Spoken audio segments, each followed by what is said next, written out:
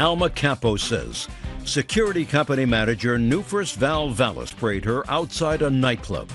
Val claims that Alma spit on him.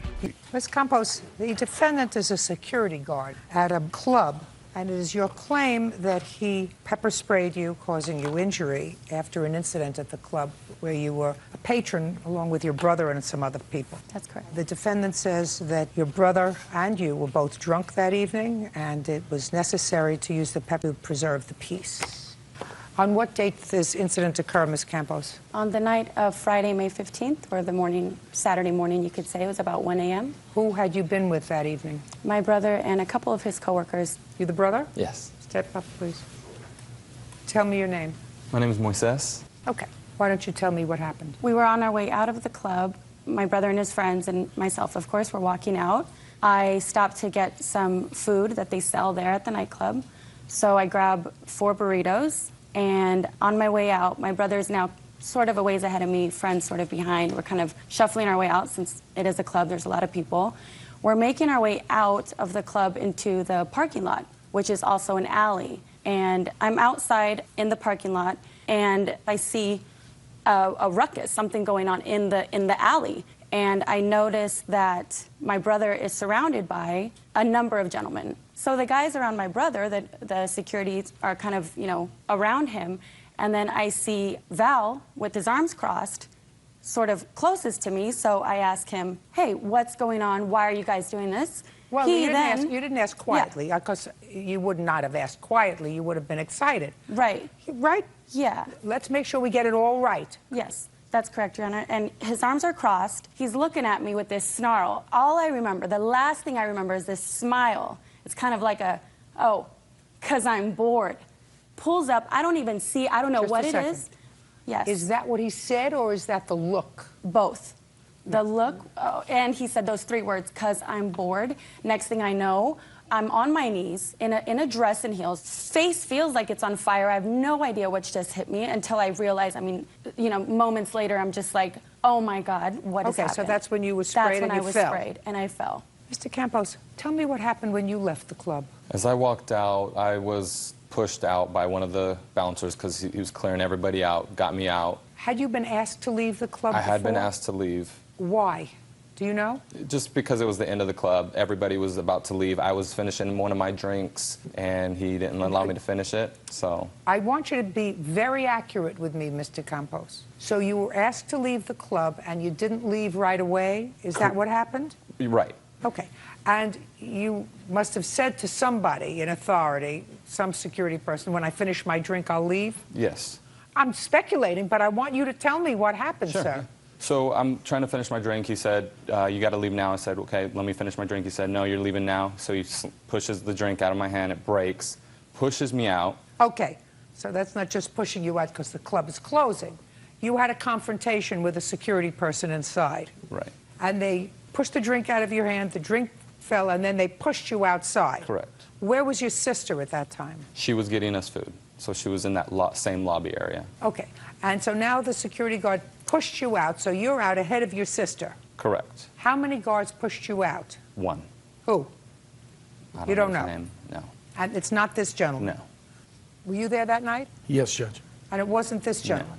No. Okay. Do you know who that was? Yes. Who? A guard named Dave. Where is he? He's not here today. So Dave pushed you outside. Did you see that? Yes, I was outside when he was brought out. Explain to me how he was brought out. Dave was holding on to this gentleman, and 2 other guards were with him as they escorted him out to the outside and asked me to remove him from the area because he refused to leave and was demanding another drink. Because they had spilled his drink.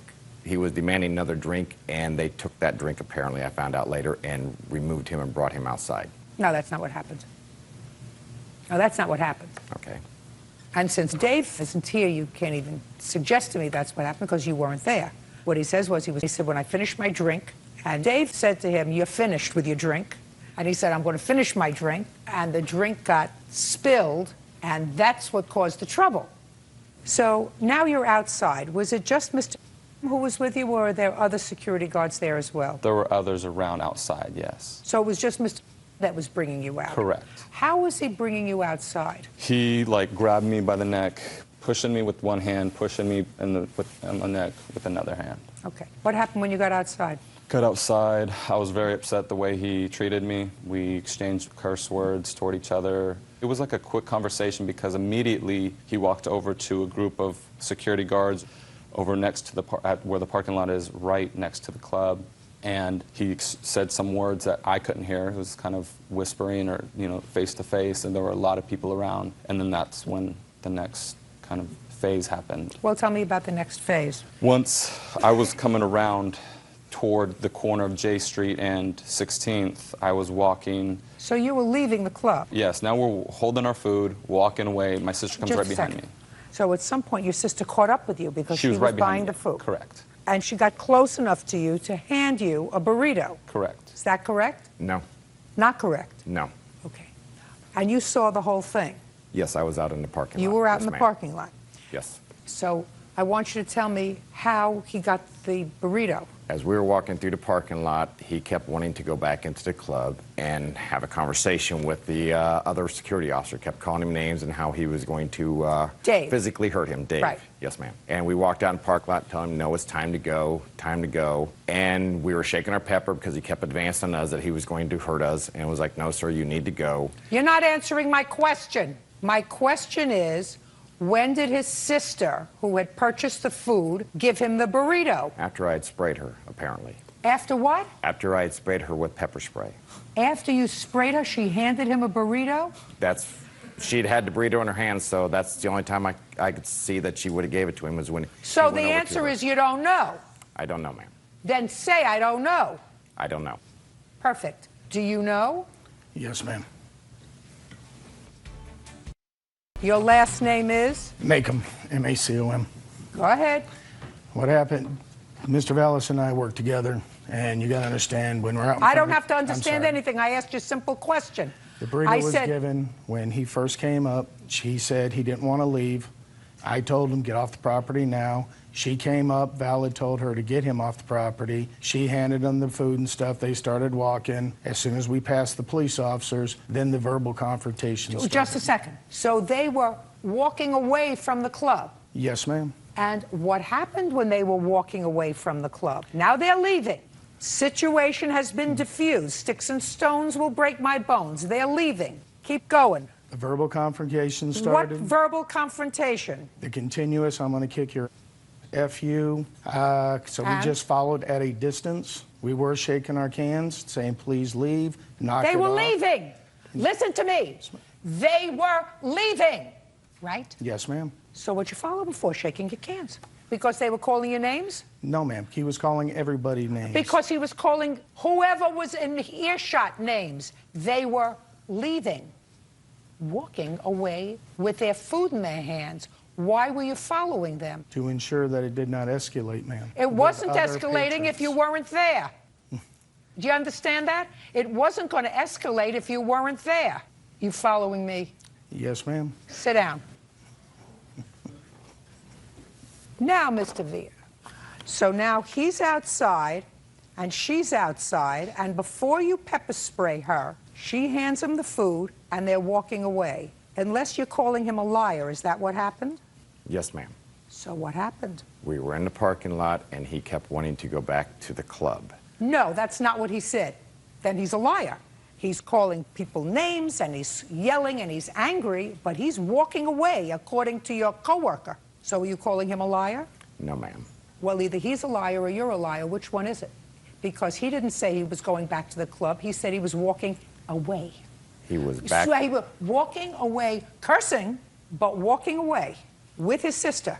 So which one is it? Was he walking away or was he walking back to the club? He was backing away, walking backwards away from the club across the parking lot, ma'am. So he's backing away and you're following him. At a distance, ma'am, yes. You're following him. Yes, ma'am. Go ahead. So we're walking away, asking him to vacate as we're asking everybody else to That's leave where the he's club. going. He's Yes. leaving. He's in the parking lot, walking towards a car. And his sister walks up beside me, asked me what we're doing. I said, we You mean need she him to comes leave. back? She comes walking up beside me from Well, behind me. if they were leaving and walking together with her brother, and you're following them to the parking lot. She had separated away from her brother. Yes. At And- what point did she separate away from her brother? As we were walking across the parking lot. She veered off? Yes. And who was with her brother? He was by himself. Go ahead. And as she walked back up beside me, she asked what we were doing, and I said, we were asking your brother to leave. Please get him to leave the parking lot. He was leaving. You think I believe you? I don't believe you. I don't believe you. Okay. You may have had what you considered an unruly patron, but you don't know what went on inside. He tells me what went on inside, which sounds pretty reasonable. He was told to put down his drink. It was time to leave the club. He said, when I'm finished with my drink, I'll leave. And David said, put down your drink, you're leaving. So that's what he says, which I must believe because I don't have David here. And when you got outside, he was very belligerent. You were belligerent. Oh, yeah, I believe that you were cursing and that you were not behaving like a reasonable person, right? What doesn't make sense to me is why you and your cohorts followed him out to the parking lot, unless he just ticked you off with his bad language. And bad language does not require pepper spray, right? Yes, ma'am. Right. Now, you want to tell me what you allege she did to you to require you to use what I perceive to be force with regard to her? What did she do to you? She stepped up in front of me. She pushed me back with her hands. She had food in her mouth and spit food out, and when she went to slap me, that's when I reacted and blocked her from slapping me, and I pepper sprayed. I don't believe you. How long have you been in the security business? Since 2006. Well, if you've been in the security business for just a short time, I'm going to give you some advice. What did you do before you went into the security business? I worked for the state of California. As what? As a correctional officer. Well, then you had a short fuse. Did you retire from that job? Yes, ma'am. Sometimes when you're dealing with unruly prisoners, which is supposed to diffuse the situation as best you can, but he's not an unruly prisoner. He's a patron in a bar. And you're not supposed to walk around and show your muscle. What you're supposed to do is try to diffuse the situation as best you can. This situation could have been easily diffused by just watching them get into a car and leave, which is where they were going. They were going there, according to you, and according to him, and according to logic. He was going with a lot of foul language. But that doesn't hurt you, and it doesn't hurt anybody in the bar, right? It may hurt their feelings, but it doesn't hurt them, and doesn't require use of the kind of force that you used that day, which was to pepper spray her. I don't believe she went to hit you. Charging for the plaintiff in the amount of $2,500 as requested, that's all. Cynthia Aseltine and her daughter, 19-year-old Danielle Ireland, are suing Cynthia's former landlord, Sidney Neese, for the return of a security deposit, moving expenses, and damages from an assault. All rise. Now it's case number 40 on the calendar in the matter of Aseltine Ireland versus Nice. Parties have been sworn in, Judge. You may be seated. Sir, have a seat. Who is Miss Ireland? I'm Miss Ireland. Aselton? Aseltine is my mother. Miss Aseltine, according to your complaint, you, not your daughter, but you, rented a room from the defendant. Yes, ma'am. And you found that room on something on the internet called Craigslist? Yes, ma'am. And signed a month-to-month lease. I did. When did you sign that? March 1st, 2007. Where had you been living before that? I resided in an apartment which I shared with my daughter, and she decided to move out on her own and get her own apartment. So I thought it would be good for me to move into a place where I could save a little money, maybe meet some new people, until I was able to purchase my own home. How long had you been renting rooms? I've been renting rooms for about 4 years. What kind of property do you have? I have a home in Elk Grove, California. How many bedrooms? 5 bedrooms. How many tenants do you have? Currently 1. How many tenants did you have when you had Miss Aseltine? Just myself and Cindy. And it was a month-to-month tenancy? It was. It is your claim that Miss Neese terminated your tenancy without proper notice, and you want moving expenses, your security deposit back, and you want damages because she, you claim, assaulted both you and your daughter. Yes, ma'am. Ms. Neese says that you are not entitled to your security deposit back because you promised that you were going to stay through April, and you didn't. It is her claim that you actually assaulted her. So let's find out when the trouble began. You moved in March 1st. Yes, ma'am. Go ahead. About approximately a week after I moved in, I noticed some strange behavior from Miss Neese.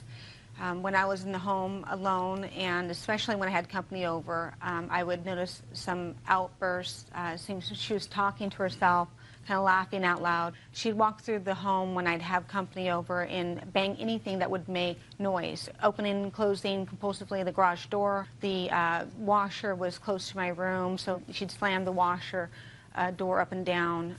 Got it. Let's move on. Okay. And I became just really uncomfortable in the home. I'd find myself, I'd sign up for overtime, I'd go to the gym, anything to avoid coming home because her behavior was really disturbing, uncomfortable. And so I noticed that it became more obvious when I had company over, so I decided to talk to her about it. So maybe I was doing something wrong. And so I came home, and so I knocked on her door. She didn't answer, so that's when I called her cell phone, and I found that she was actually at home in her room. And she came out, and I had a conversation with her, and I said, is there something bothering you, lately? Because I've noticed that you've been slamming things around, banging things. And her response was, bang? I don't bang. Bang? I don't bang anything. I said, oh, okay. Well, apparently, when my boyfriend's over, does he make you uncomfortable? No, I don't have a problem with your boyfriend. And I said, well, one night he spent the night here, and it seemed that you were really uncomfortable with that, and that's when I noticed the most noise. She goes, well, I didn't even know he spent the night. And she goes, well, it's in your lease agreement that you can't have any overnight guests. I said, well, I didn't notice that in my lease agreement. I apologize. Was it in your lease agreement? It was, ma'am, in my lease agreement. Okay. And I said, I respect that. And I said, well, that's something that I'm not sure if I can live with. I apologize. I overlooked that. And I said, if you feel real strong about that, then I think I might have to make a decision to move out. And I would go ahead and give you a proper 30-day notice. And she goes, okay, well, that's fine. Fine. What day was that? That was in March? Okay, that was of March. I sent her a copy, certified mail, which she... May I see it, please? Absolutely.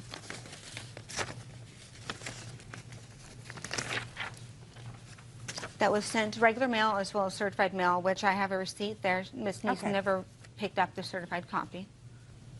Okay, and you received this letter terminating her tenancy? Yes, I have Fine. it right here.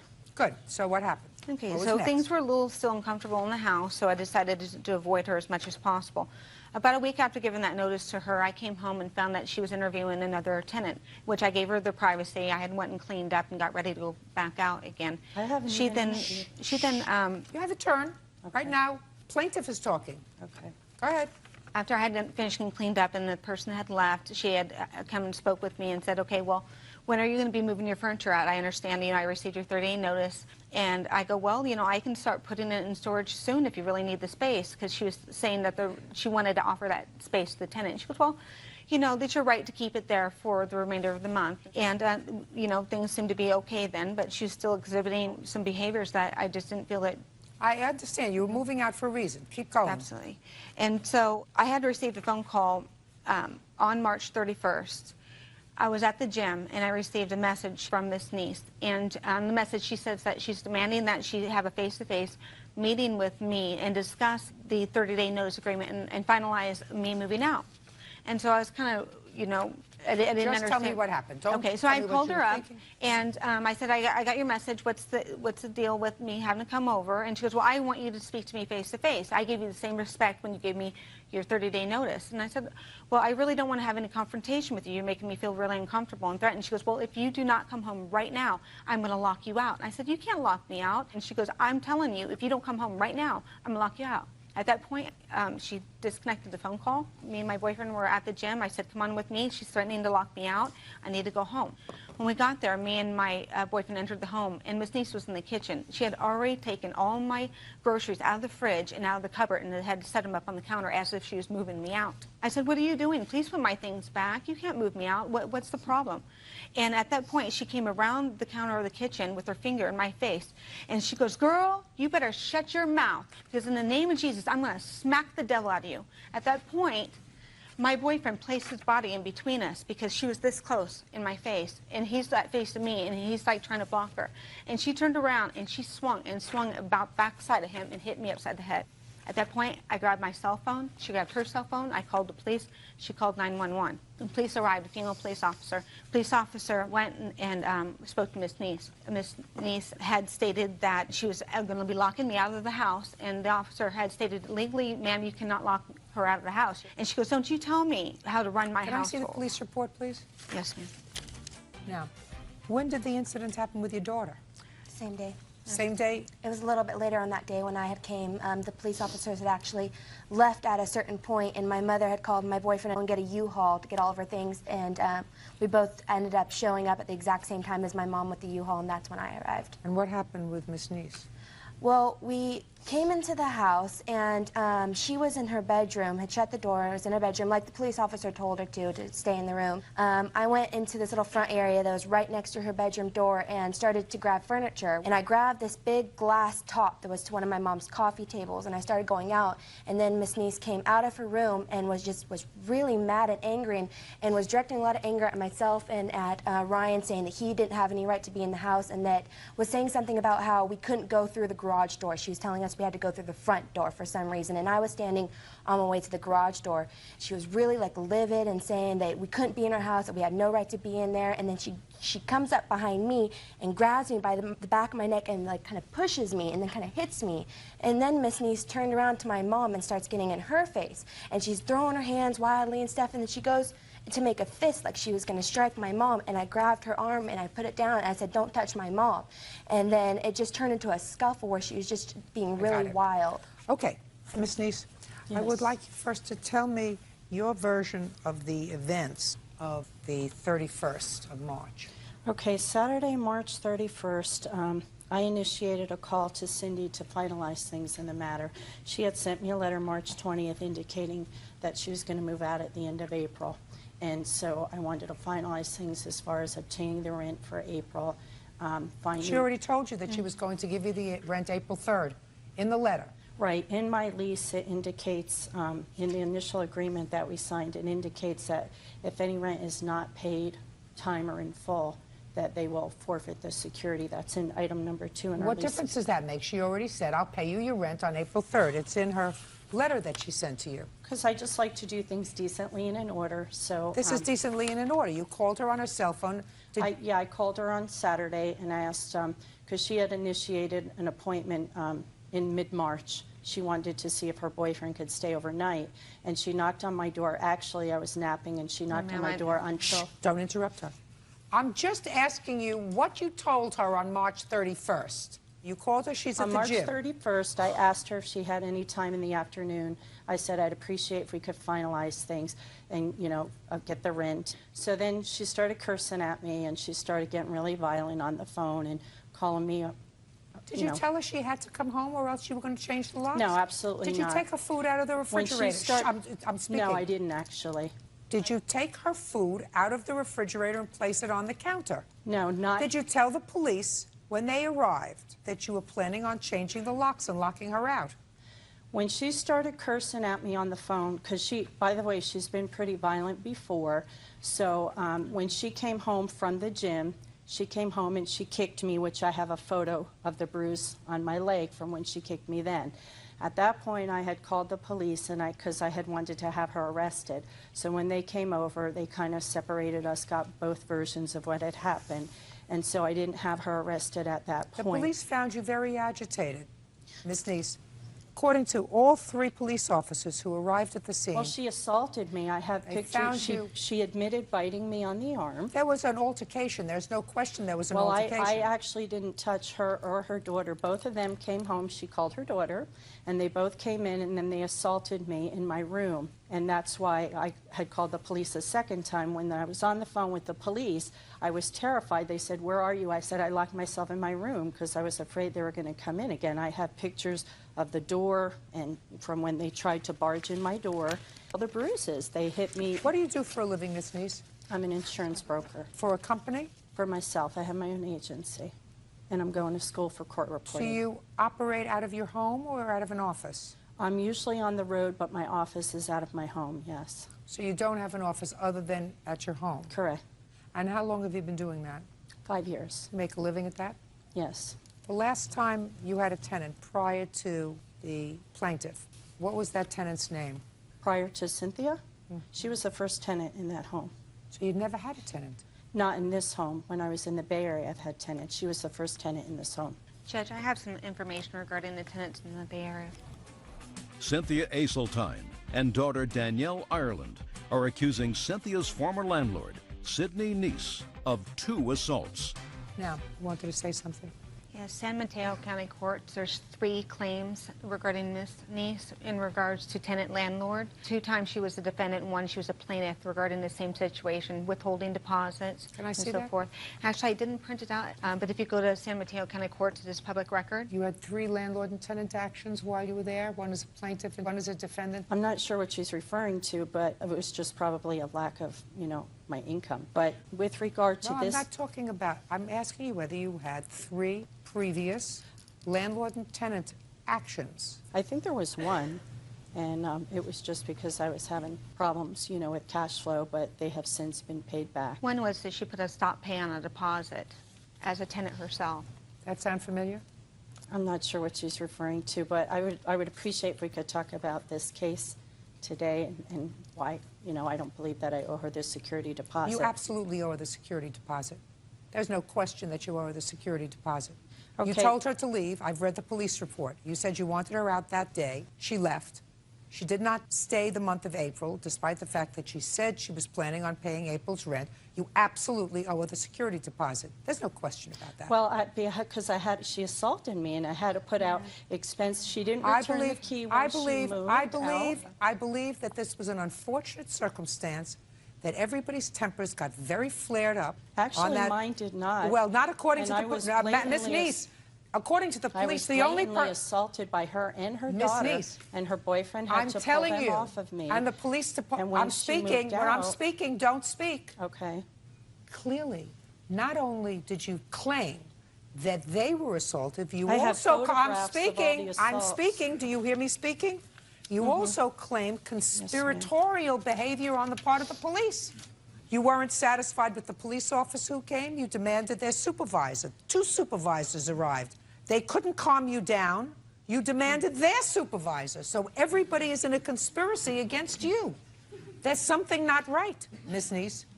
All of that is clearly contained in the police report. I assume you have a copy of it. The copy that I obtained from them does not contain that information. That's not what they had given me. They May gave not me be what one they line. gave you, but that's what I have. Okay, can I show you the pictures of my bruise? Absolutely. And actually, I still have them on my body. Absolutely. Show me. This is a picture of when she bit me in the arm. She absolutely acknowledges that she And bit you in then, the arm, and she a says she bit bruise you. on my I'm breast. speaking. Don't you want to hear me speaking? She absolutely acknowledges that she bit you in the arm so that you would let her go. Absolutely, ma'am. Okay, can I tell my version of the story, ma'am? When I Yes, contact do. the police department. Up, don't. What had transpired, basically, the whole issue, when she first, in the initial ad, I indicated no alcohol, no overnight guests, and she breached both of those. She was drinking a lot while she was there, and she was having overnight guests, her boyfriend.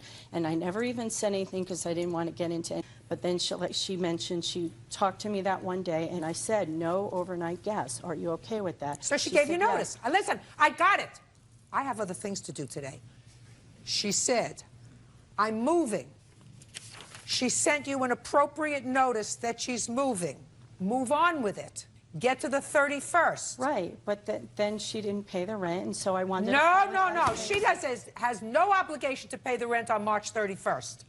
None.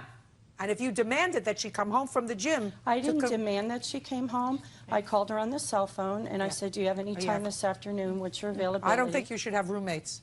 I don't think you should rent rooms to anybody. I don't. I think that you are a very, very nice lady who clearly should live alone, not with anybody else, because you can't make rules for adults. I mean, she's an adult lady. She's not a teenager. You didn't rent to a teenager. And if you don't like other people living in your house because other people aren't going to do things the way you do, Well, it's not that I want to do things the way I want to do. Don't. But when I rent rented a room. they said no overnight guests. When Absolutely I rented, right. They set their And she said I guidelines, and I didn't- honored them. So if she didn't want to... Do you take medication? Do you take medication? No, ma'am. You should.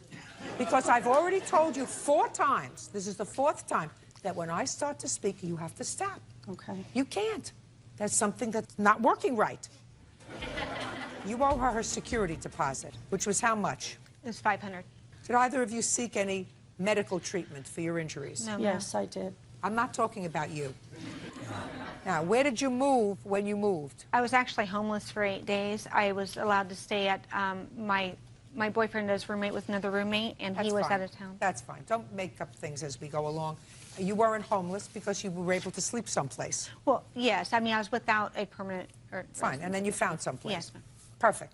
Whole thing is very, very unfortunate. Really, very unfortunate. You want to say anything to me? No. You want your security deposit back? Absolutely. You got it. Judgment for the plaintiff in the amount of $500. You count the claims dismissed. That's all. Why does that excuse you may step out? Stephanie Young says former live-in boyfriend Raymond LaChance owes for rent on their shared apartment. Raymond is countersuing for half of 1 year's living expenses. I usually don't like to prejudge things, Mr. LaChance, but I think that you're not a very honorable person. According to the complaint that I read, sir, you and the plaintiff were involved in a relationship. You thought it was going to be a solid one. You signed a lease on an apartment, correct? Correct. And after 3 weeks, the thing didn't work out. Correct. And you agreed that she would leave, and you would stay in the apartment. I was staying in the apartment, yes. And when you were staying in the apartment, according to the plaintiff, you were staying with someone whose name was? Jacob Cannon. You were staying with someone whose name was Jacob. And when she left, according to her, Jacob was paying her half of the rent so that you weren't out any additional money. Then, according to the plaintiff, you told her you were moving out of the apartment. So far correct? Yes, ma'am. And she didn't want to ruin her credit, so she paid the rent, right? Yes, ma'am. When she goes to the apartment to get something, she sees all your stuff there because you had moved back in. But you let her pay the rest of the rent, believing that he was out of the apartment. Yes, ma'am. Your excuse is that you were forced to pay the rent yourself for 7 months because of her, and therefore you decided that she should pay the rest of the rent. Her name's on that lease. She's just as liable as I am. Mr. LaChance, in what month did you sign the lease? We signed that in May of 2006. And she left in May of 2006. She left June 2nd, 2006. 6/2. Did she pay May's rent? Actually, I paid it. You mean you paid it alone? I paid it alone, yes. Why is that? I had recently come into some money at about the end of April playing online poker. It's what we used to move out here. It covered all our moving trucks. So you paid the May rent? Correct. Okay. Now, when did Jacob move in? Jacob was with us from the beginning. And how much was the rent in the apartment? $569 a month. And how much was Jacob paying? He was not paying for any of the rent. And how long did you let him stay? He stayed until November. So you're telling me you did not try to find another roommate between June and November because you were letting Jacob stay there rent-free? Correct. Now I'm going to respond to your statement. Okay. The reason you had to pay the rent is because your behind was sleeping in the apartment. Hers was not. And you had a roommate who should have been paying half the rent. From July till November, he was never home. It was predominantly a storage space for his stuff. I helped him out every now and then. Then He it's was your never, responsibility, sir, to find another roommate. I was unable to find another roommate. Show me what efforts you made to find another roommate. I had friends at work. Now tried let's to go make a little some further, Mr. LaChance. I don't When have did you? anybody I'm in speaking town. to you. When did you call Miss Young and tell her that you were moving out of the apartment? I was finally able to get a hold of her. It would have been end of November. And you told her you were moving out in December? Yes, ma'am. And had you paid November's rent? At that point, Oh, it's not an answer, sir. Did you pay November's rent? November was paid, yes. Fine. And you moved out in December? Yes, ma'am. And you paid December's rent? Yes, ma'am. It was actually a lot more. Shh. Okay. So you called her and let her know that you were moving out in December, and if she wanted to keep her credit, she better start paying the rent. Yes, ma'am. When did you move back to the apartment, Mr. LaChance? I moved back in January of 2007. So you were out of the apartment for 1 month. Yes, ma'am. Did you call and tell her you moved back? I was unable to get a hold of her. Did you call and I tell called. her you moved back into the apartment? I called, yes. So that I assume you paid January's rent. I did not pay January's rent. I assume you paid February's rent. I did not pay February's That's why I told you when we started this case that I thought your behavior was abominable because it was dishonest, totally dishonest. Moving out is one thing. Saying, listen, I'm moving out of the apartment. Your name's on the lease, my name's on the lease. I lived here for the last few months, so I paid the rent. But now I'm moving out, just like you moved out. So I think if we want to both keep our credits intact, maybe you don't need it, because if you make a living doing online poker, maybe you don't need your credit intact. She does. So maybe we should just join forces, pay this lease out, whatever. But that's not what you did. You were able to contact her when you wanted to move out. But when you moved back and knew that she was going to be paying the rent and you were going to be living there rent-free, then you couldn't contact her. That's not very nice, sir. Now, when did you find out he was still living there? I had the locks changed March 26th, and he locked up. called So me. you paid December, January, February, and March. Yes, ma'am. I also paid April. And April. When did you go and check the apartment? Well, I moved back to Florida, and the apartment's in Texas, so I couldn't just go there. And I said, I want to have the locks changed because I believe someone's still living there. What made you think someone was still living there? Because once he stopped paying the electric bill, it went back into the apartment's name. So they were getting the bill, and she was sending it to me. So if there's electric, someone's living there. So I said, I would like to have the locks changed. I paid the $25, and I got a call from Raymond that night saying... I'm an authorized tenant in that place. There was no reason to have me Mr. locked out. LaChance, don't you understand? You did something that was amoral, dishonest. Dishonest. Don't you get it? To me, dishonest was leaving 3 weeks into the lease. No, Mr. She committed LaChance, herself that's for a year. ridiculous, sir. You weren't getting along. I don't even care why you weren't getting along. You were dishonest. You said, I'm moving out, and then you moved back without telling her. And the only time you contacted her again, and you were able to contact her again, you said, I couldn't call and tell her I was moving back because I couldn't contact her. So you were able to call her when you were moving out, and you were able to call her after she changed the locks. But you couldn't call her that critical time to tell her you were moving back into the apartment. She didn't have to pay the rent anymore. I had left voicemails. I had sent Listen to messages. me. Dishonest. What kind of work do you do? I'm a waiter at a restaurant. What else do you do? I play online poker. Dishonest. So you owe her for rent for 5 months. You also owe for the electricity while you were there. How much? It was $2,100. Now, it's my understanding from your complaint that you have a witness who was able to testify that for the first few months after you left, the rent was paid. Yes, ma'am. Call the witness. I would like Jacob Knudsen to come out. You swear to tell the truth in these matters? Yes, sir. State your name for the record, please. Jacob Knudsen. Okay. Do you live in the apartment with Mr. LaChance from June until December? I left early November, but yes, June is correct. When you were there in June, July, August, September, and October, those 5 months, did you contribute to the rent? Most of the time. The only month that I was not able to contribute to my full share of the rent was the beginning of October, due to the fact that I lost my job. I don't care why you didn't contribute in the month of October. You didn't contribute in the month of October. Yes. You paid rent in June? Yes. How much? $285. And you gave that to him in check or cash? Cash. That was June. What about July? Yes. You paid him in July? Yes. August? Yes. The full amount, to either $285, yes. What about September? September, yes. But not October? No. And what happened in November? November, I was still out of work, and I contacted my mother and borrowed $400 from her in order to pay my half at the beginning of November. I have a Western Union voucher right here. Can I see it, please? Yes. The Western Union voucher that states that I got $400 from my mother in order to pay my half of the bills. So if Mr. LaChance said that you were there and you stayed there sporadically, I was not home very much, yes. And that you did not pay any rent to him at all, would that be the truth or a lie, sir? A lie. And you were his friend? Yes. Who do you know longer? I know them both about the same amount of time. But you stayed with him? Yes. When she left? Yes, in order to help him with the bills. Perfect. Good. Anything else you want to say to me? Anybody? Perfect. You owe her $2,100, Mr. LaChance, because you're a dishonest person. Because you're a dishonest person, I'm dismissing your counterclaim for half of the expenses for the time that it is clear that you had help with the rent, because that's what your counterclaim is mainly about. You will always come into contact with people, Mr. LaChance, in this life that are smarter than you are. Do you understand? Yes, ma'am.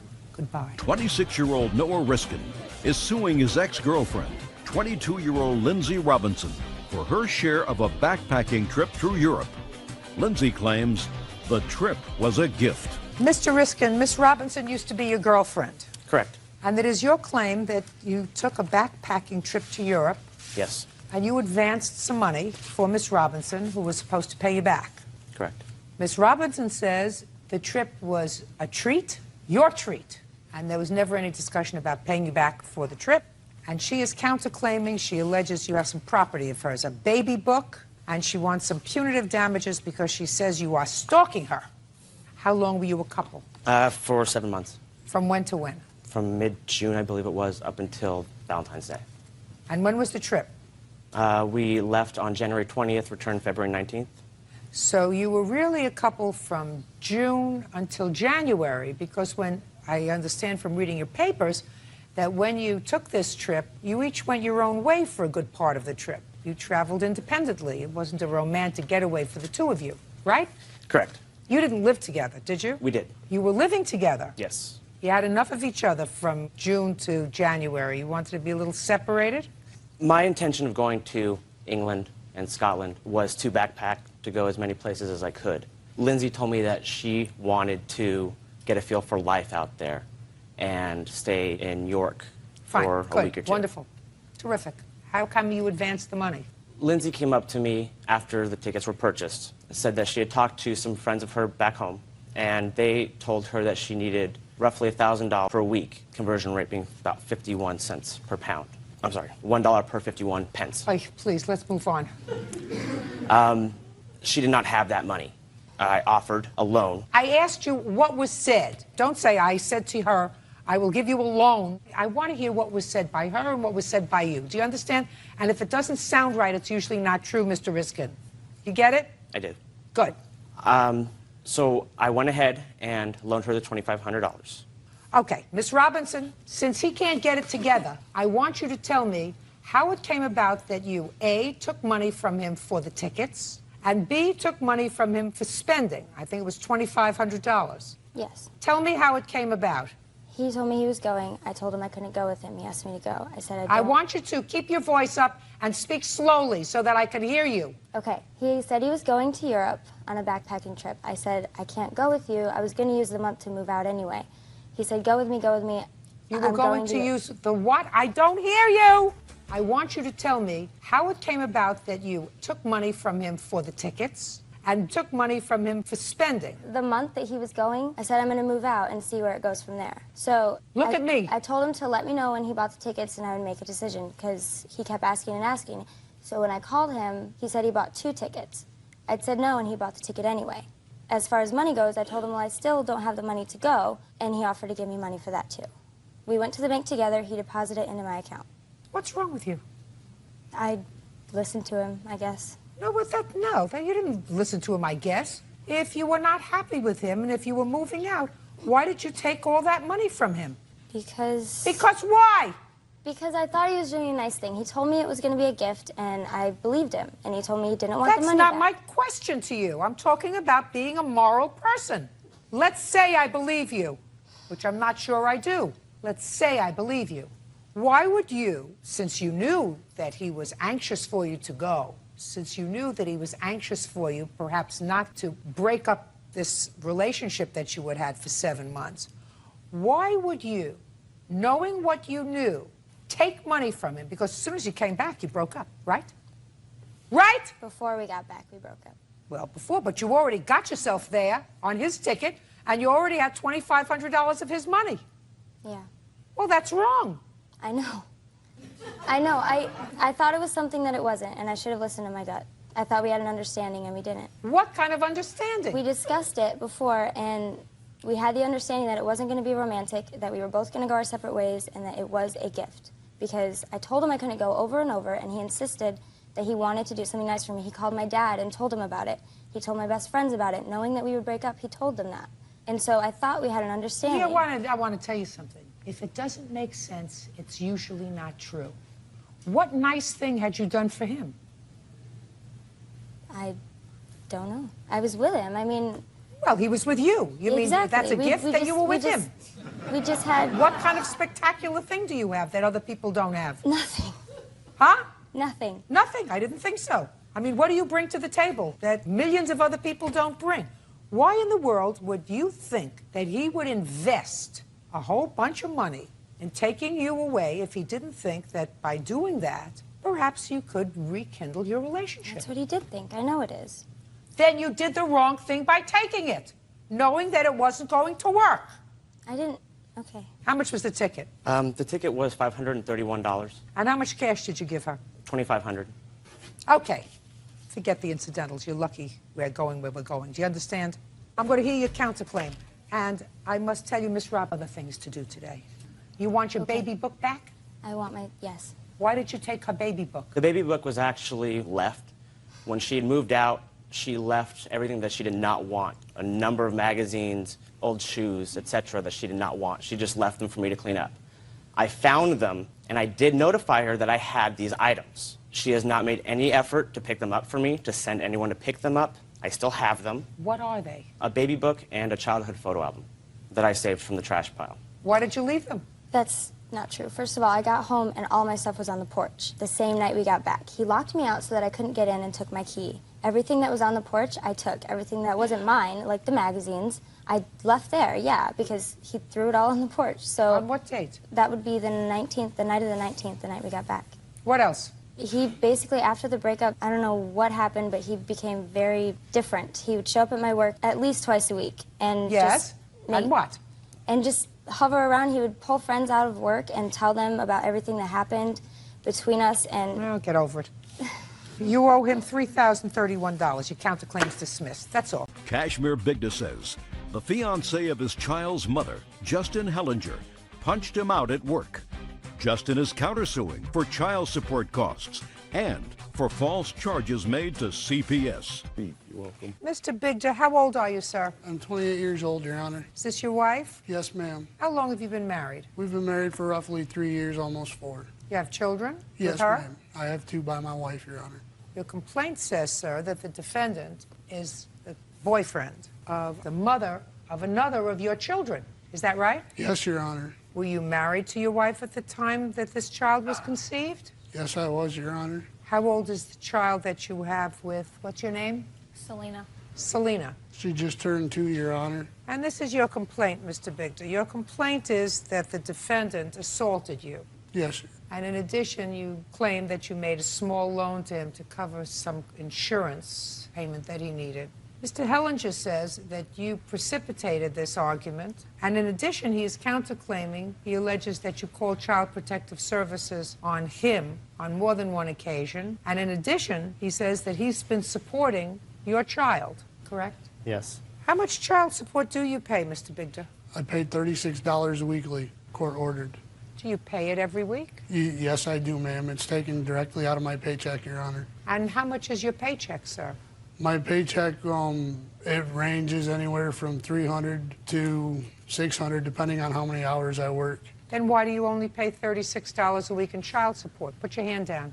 Because that's what the court had ordered, because I have 2 other children and a wife. My wife does not work, so I have... Why doesn't your wife work? Because she stays home and takes care of our 2-year-old. You have another 2-year-old? You are very busy, sir.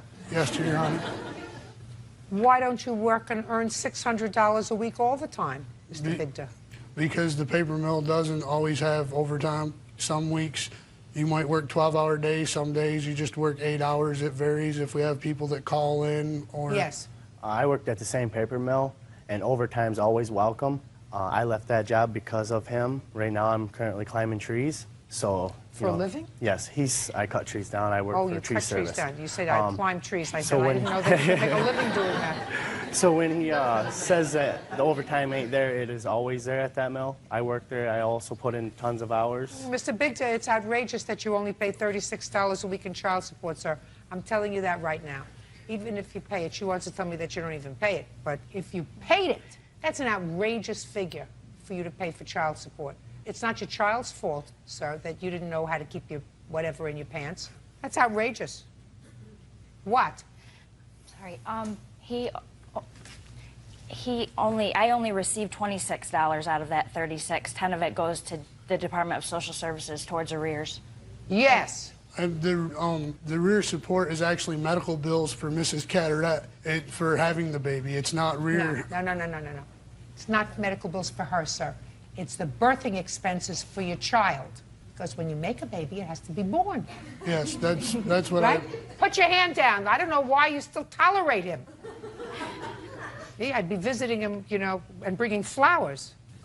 Now, I'm ready to hear, sir, your tale of woe. On the beginning of January 2007, I had recommended Justin because he had not had a job for a while to the paper mill that I worked at, and they had hired him.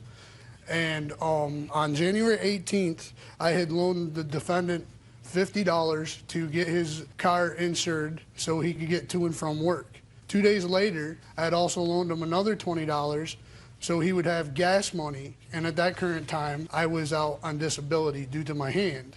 I had to have carpal tunnel surgery on hand. And during that time, things were going good. I had come back to work roughly the end of February. And at the end of February... So you weren't paid for the entire month of February? I was paying. I had support reduced, and it was I'm all caught up as we speak. What'd you have it reduced to? How could they reduce it any lower? Because it was reduced because I was only bringing home $230 a week due to disability. I have proof of what I had loaned him. Get on to the... So far, I hear $70, sir. All right. $70 from your $26 a week that you pay in child support, not $36. $10 goes for arrears. You acknowledge that. So you pay $26 a week, which is less than $100 a month. You want me to translate that by day, sir? Let me translate that. $26 a week divided by 7 equals $3.71 a day. That's what you pay. Let's move on. Also, when I had returned back to work on February 26th, Justin Hellinger had assaulted me several times. Well, I want you to tell me what happened. What's the basis of your claim, sir? Let's hear it. Pretty much what happened is I try to see my daughter whenever I can, and he does not want me to see my daughter, and he tries to control when I can and when I can't. And he had told me if I call to have any contact, he'd kill me and bury me. On the night of January 13th, Mr. Hellinger had come down to my part of the plant where he should not have been and started having verbal words with me. He told me that he was going to beat me up, and I didn't want to have any time of problems, so I went to turn around, and when I turned around, he had closed his fist and hit me on the left side of my head, 2 centimeters from my temple, and I was taken to the hospital by the employers. I have hospital statements showing... I'd like to see those, please. Okay. Now, Mr. Hellinger, I'd like you to tell me your version of what happened on the 13th, please. The bathroom is downstairs in the mill, so I was going down to the bathroom. There's 2 flights of stairs.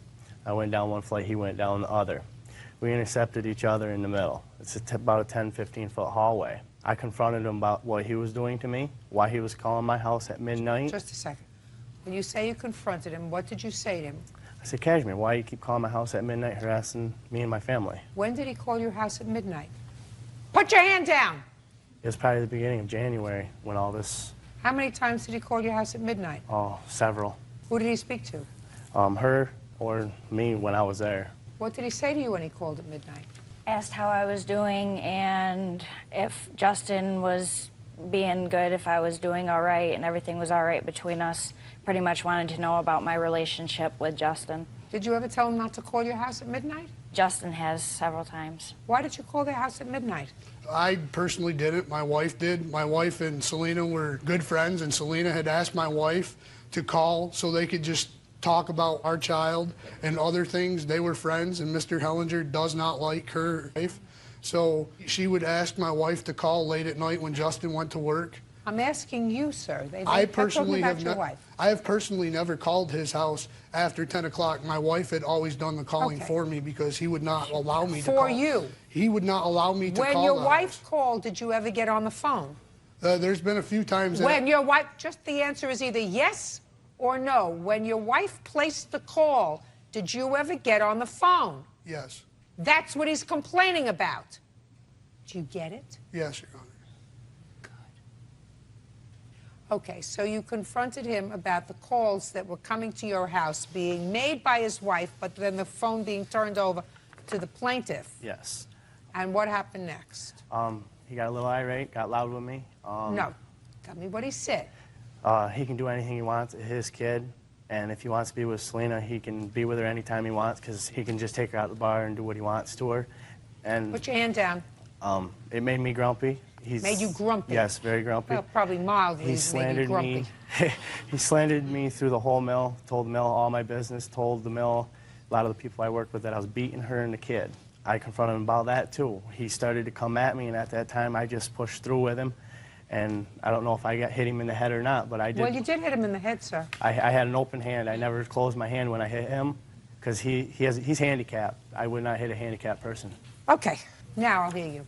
Yes, Your Honor. I had made a report to the police. He was arrested. I have the arrest, I'd like and to there see it. was. Now you can stand up. And I have told people about Justin at the mill, and the reason why I did that is because I fear for my daughter's welfare. That's why I keep persisting. He's a registered 2 sex offender, and it is on the website for everybody to see.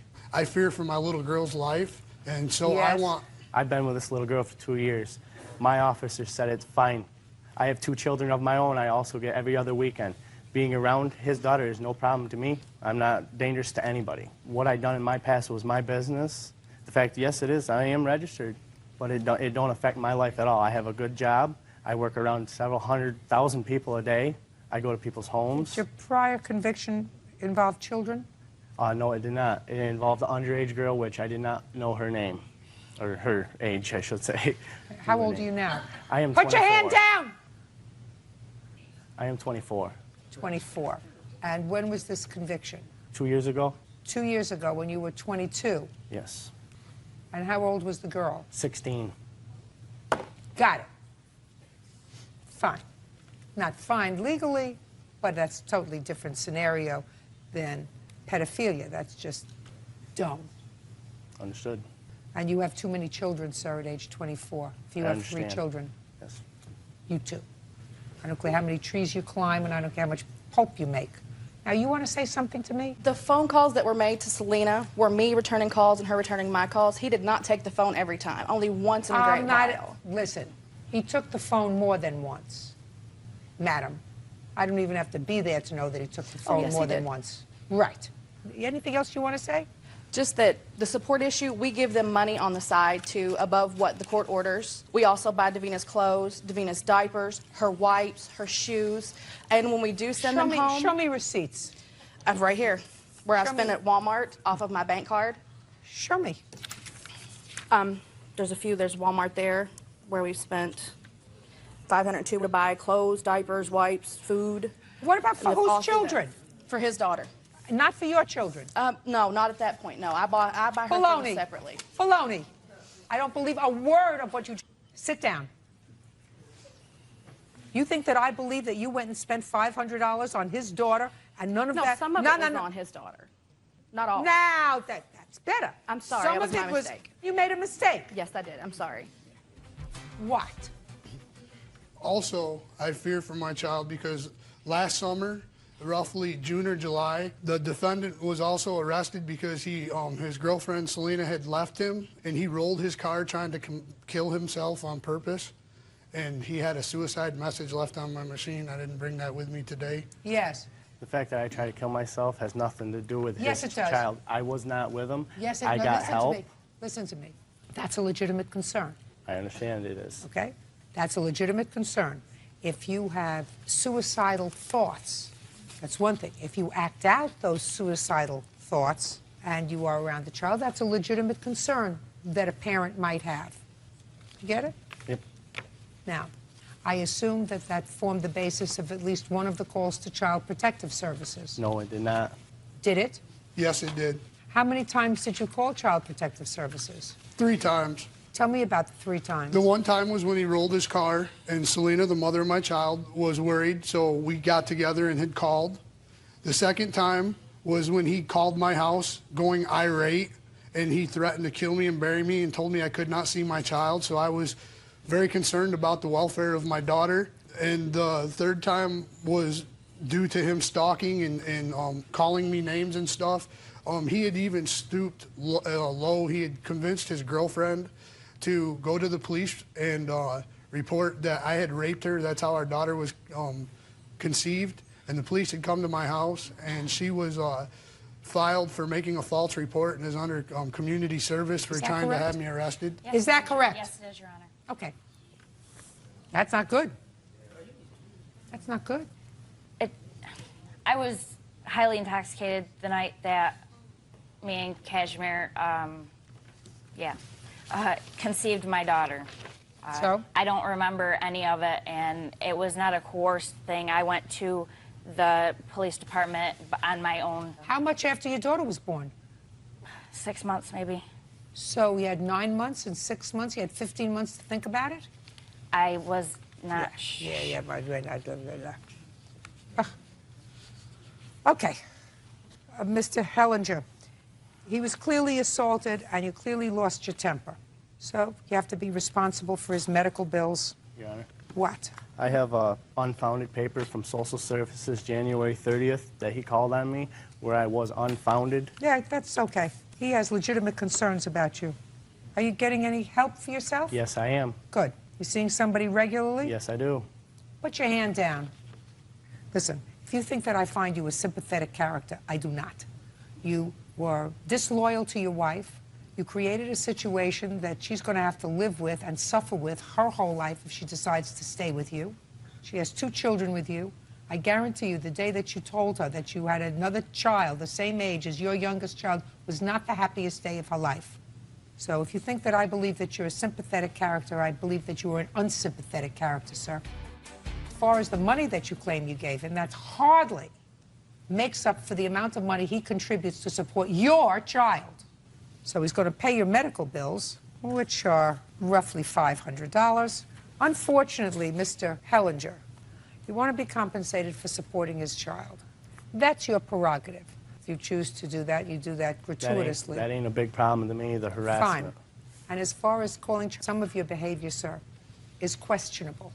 And I suggest to you, I would continue with the help that you're getting because you probably need it. What? I also have proof that I lost wages. I don't care if you lost wages. When he Make up for it for the $26 a week that you send to support your child, or $3.71 a day. I'm telling you, sir, you are an unsympathetic person to me. I think that you would like to have control over this situation that you created. Were you drunk the night that she got pregnant? No, I was not. Was she? Yes. You know how unsympathetic you are? The scale of sympathy from me just went to a -10. So she was drunk, you weren't. You clearly then took advantage of somebody. That a fair statement? Yes, Your Honor. So he's going to cover your medical bills, period. It's your $500. What a situation you created, sir. You created this whole situation. I know, because she was drunk. How old are you? 23. And you? 28. Goodbye, sir. You get your medical bills. Try to live with each other in peace. Parties are excused. Step out. 18-year-old Monica Vasquez claims ex-boyfriend Lendon Trujillo owes for kicking her car and smashing it with trash cans. Monica also claims Lendon destroyed her cell phone. You are? Lydia Calderon, Monica's mother. Okay, but you don't know anything about this case particularly, do you? No. Except that the car belonged to you. Belongs to both of us. Are you both on the title? Yes. Why don't you sit down for a moment?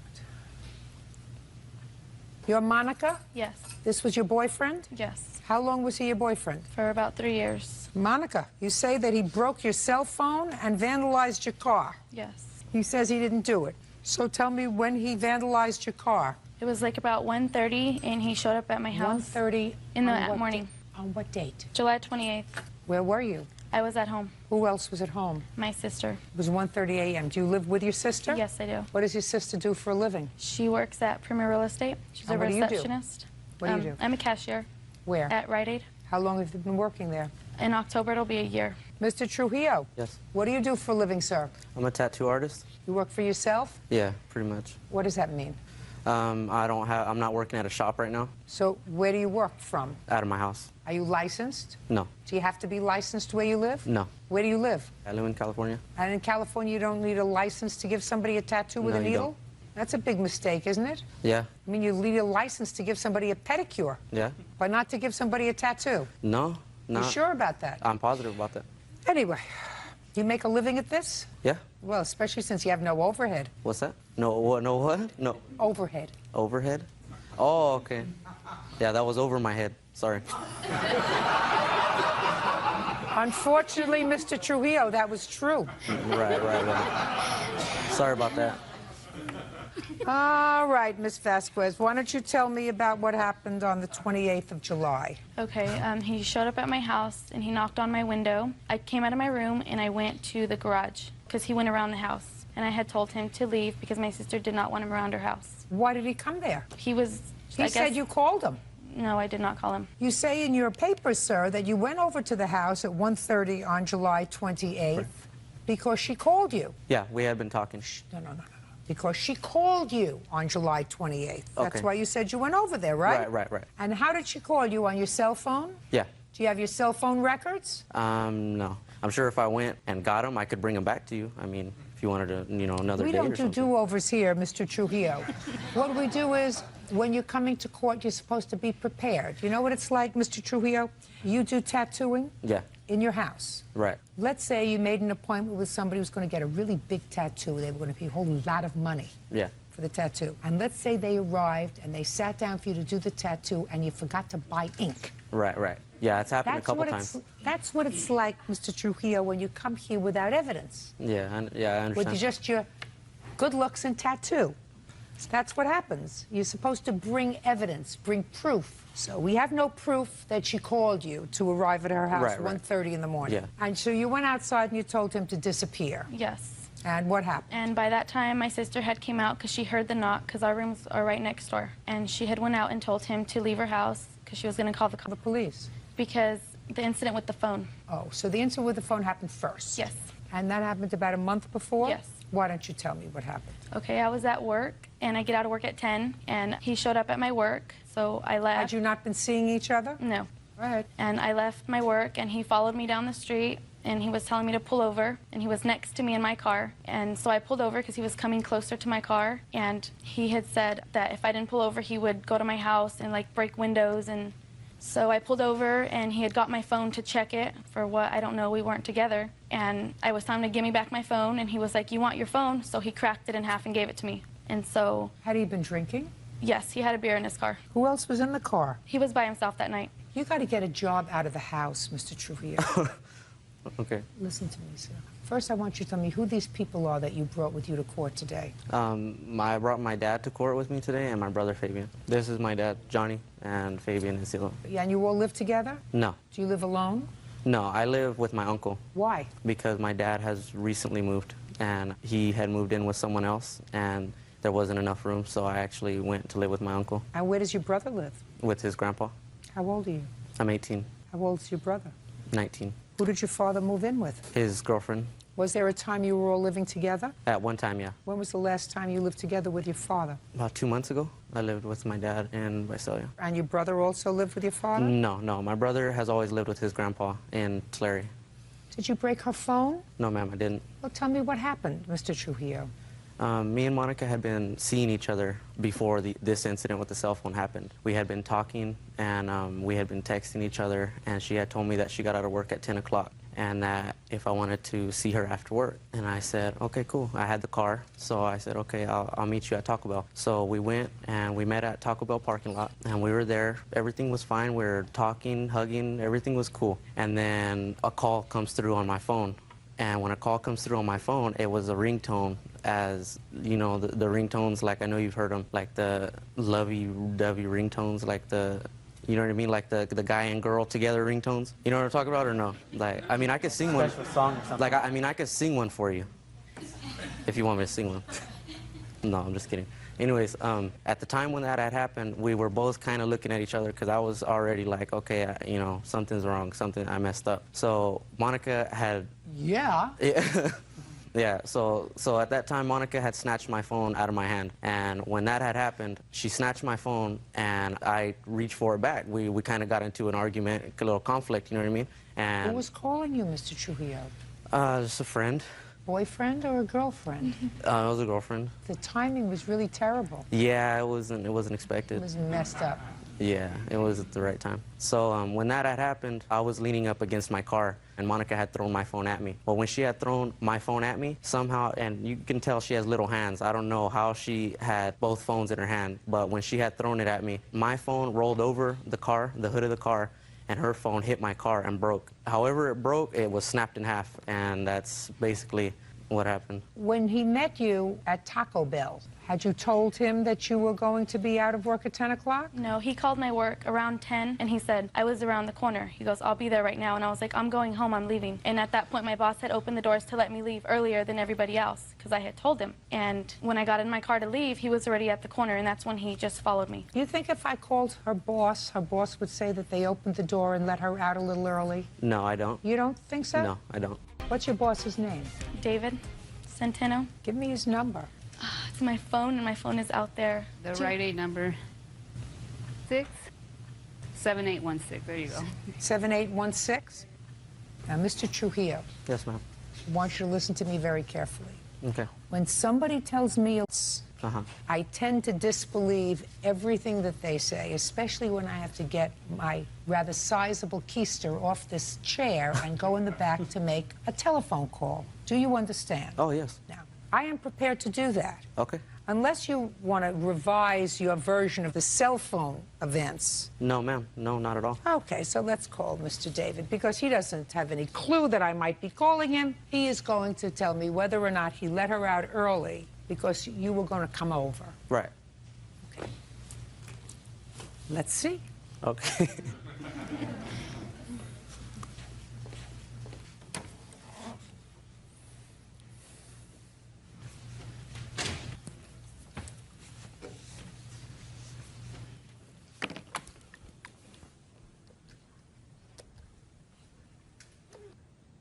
Yes, is David Centeno there, please?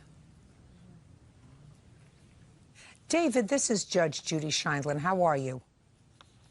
Good, thank you. David, I have a question for you. I'm here trying a case with Monica Vasquez. And I want you to think back to sometime around the end of June of this year, in the evening when she was leaving. There was an incident with her boyfriend when he called the store. Do you remember that? Could you tell me what happened, please, David?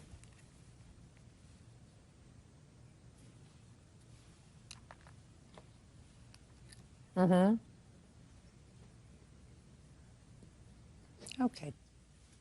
Wonderful. David, you're a very, very nice man for speaking to me. I appreciate you taking the time. Thank you.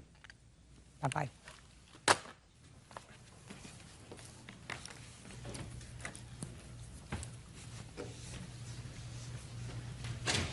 Boss is a very nice gentleman. Mr. Trujillo, I suggest you spend a little less time tattooing and piercing yourself and a little more time honing your truthful skills, sir. Honing your truthful skills. Ask your father what that means. Honing your truthful skills, sir.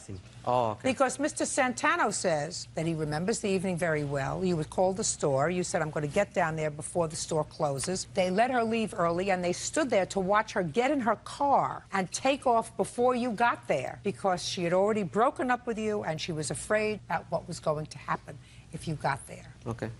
Okay? Okay. So now I believe very little, sir, of what you're going to tell me. So now he owes you a cell phone.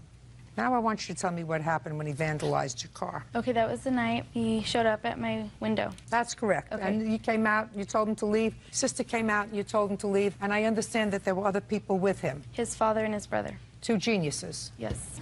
And they were all drinking. Two geniuses. Well, they can't live together, so at least they can drink together. I guess that's what family's all about. Go ahead. And my sister had told his dad to keep him away from her house. And his dad didn't really understand what was happening because Lyndon didn't let him know about the night with the cell phone. So he didn't understand why my sister was... I think if there wasn't a cell phone, his father wouldn't have understood. Go ahead. So after that, my sister had told him she was going to call the cops and get a restraining order on him. And at that time, Lyndon was mad because his dad had told me, well, then I don't want her calling him or at my house. And I had said, I haven't called your son and I haven't been to your house. And at that time, Lyndon had got mad and they were drinking. So he kind of like pushed my sister. And at that time, when he got angry, my sister ran to the house to call the cops. And at that time, I had ran back to the house too because he was still mad. And he followed me to the garage door on the side of the house.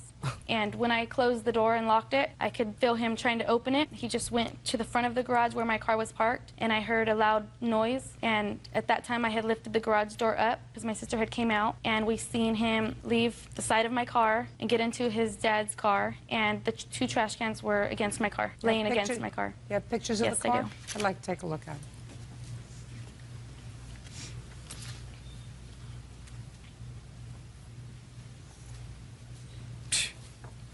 Outrageous.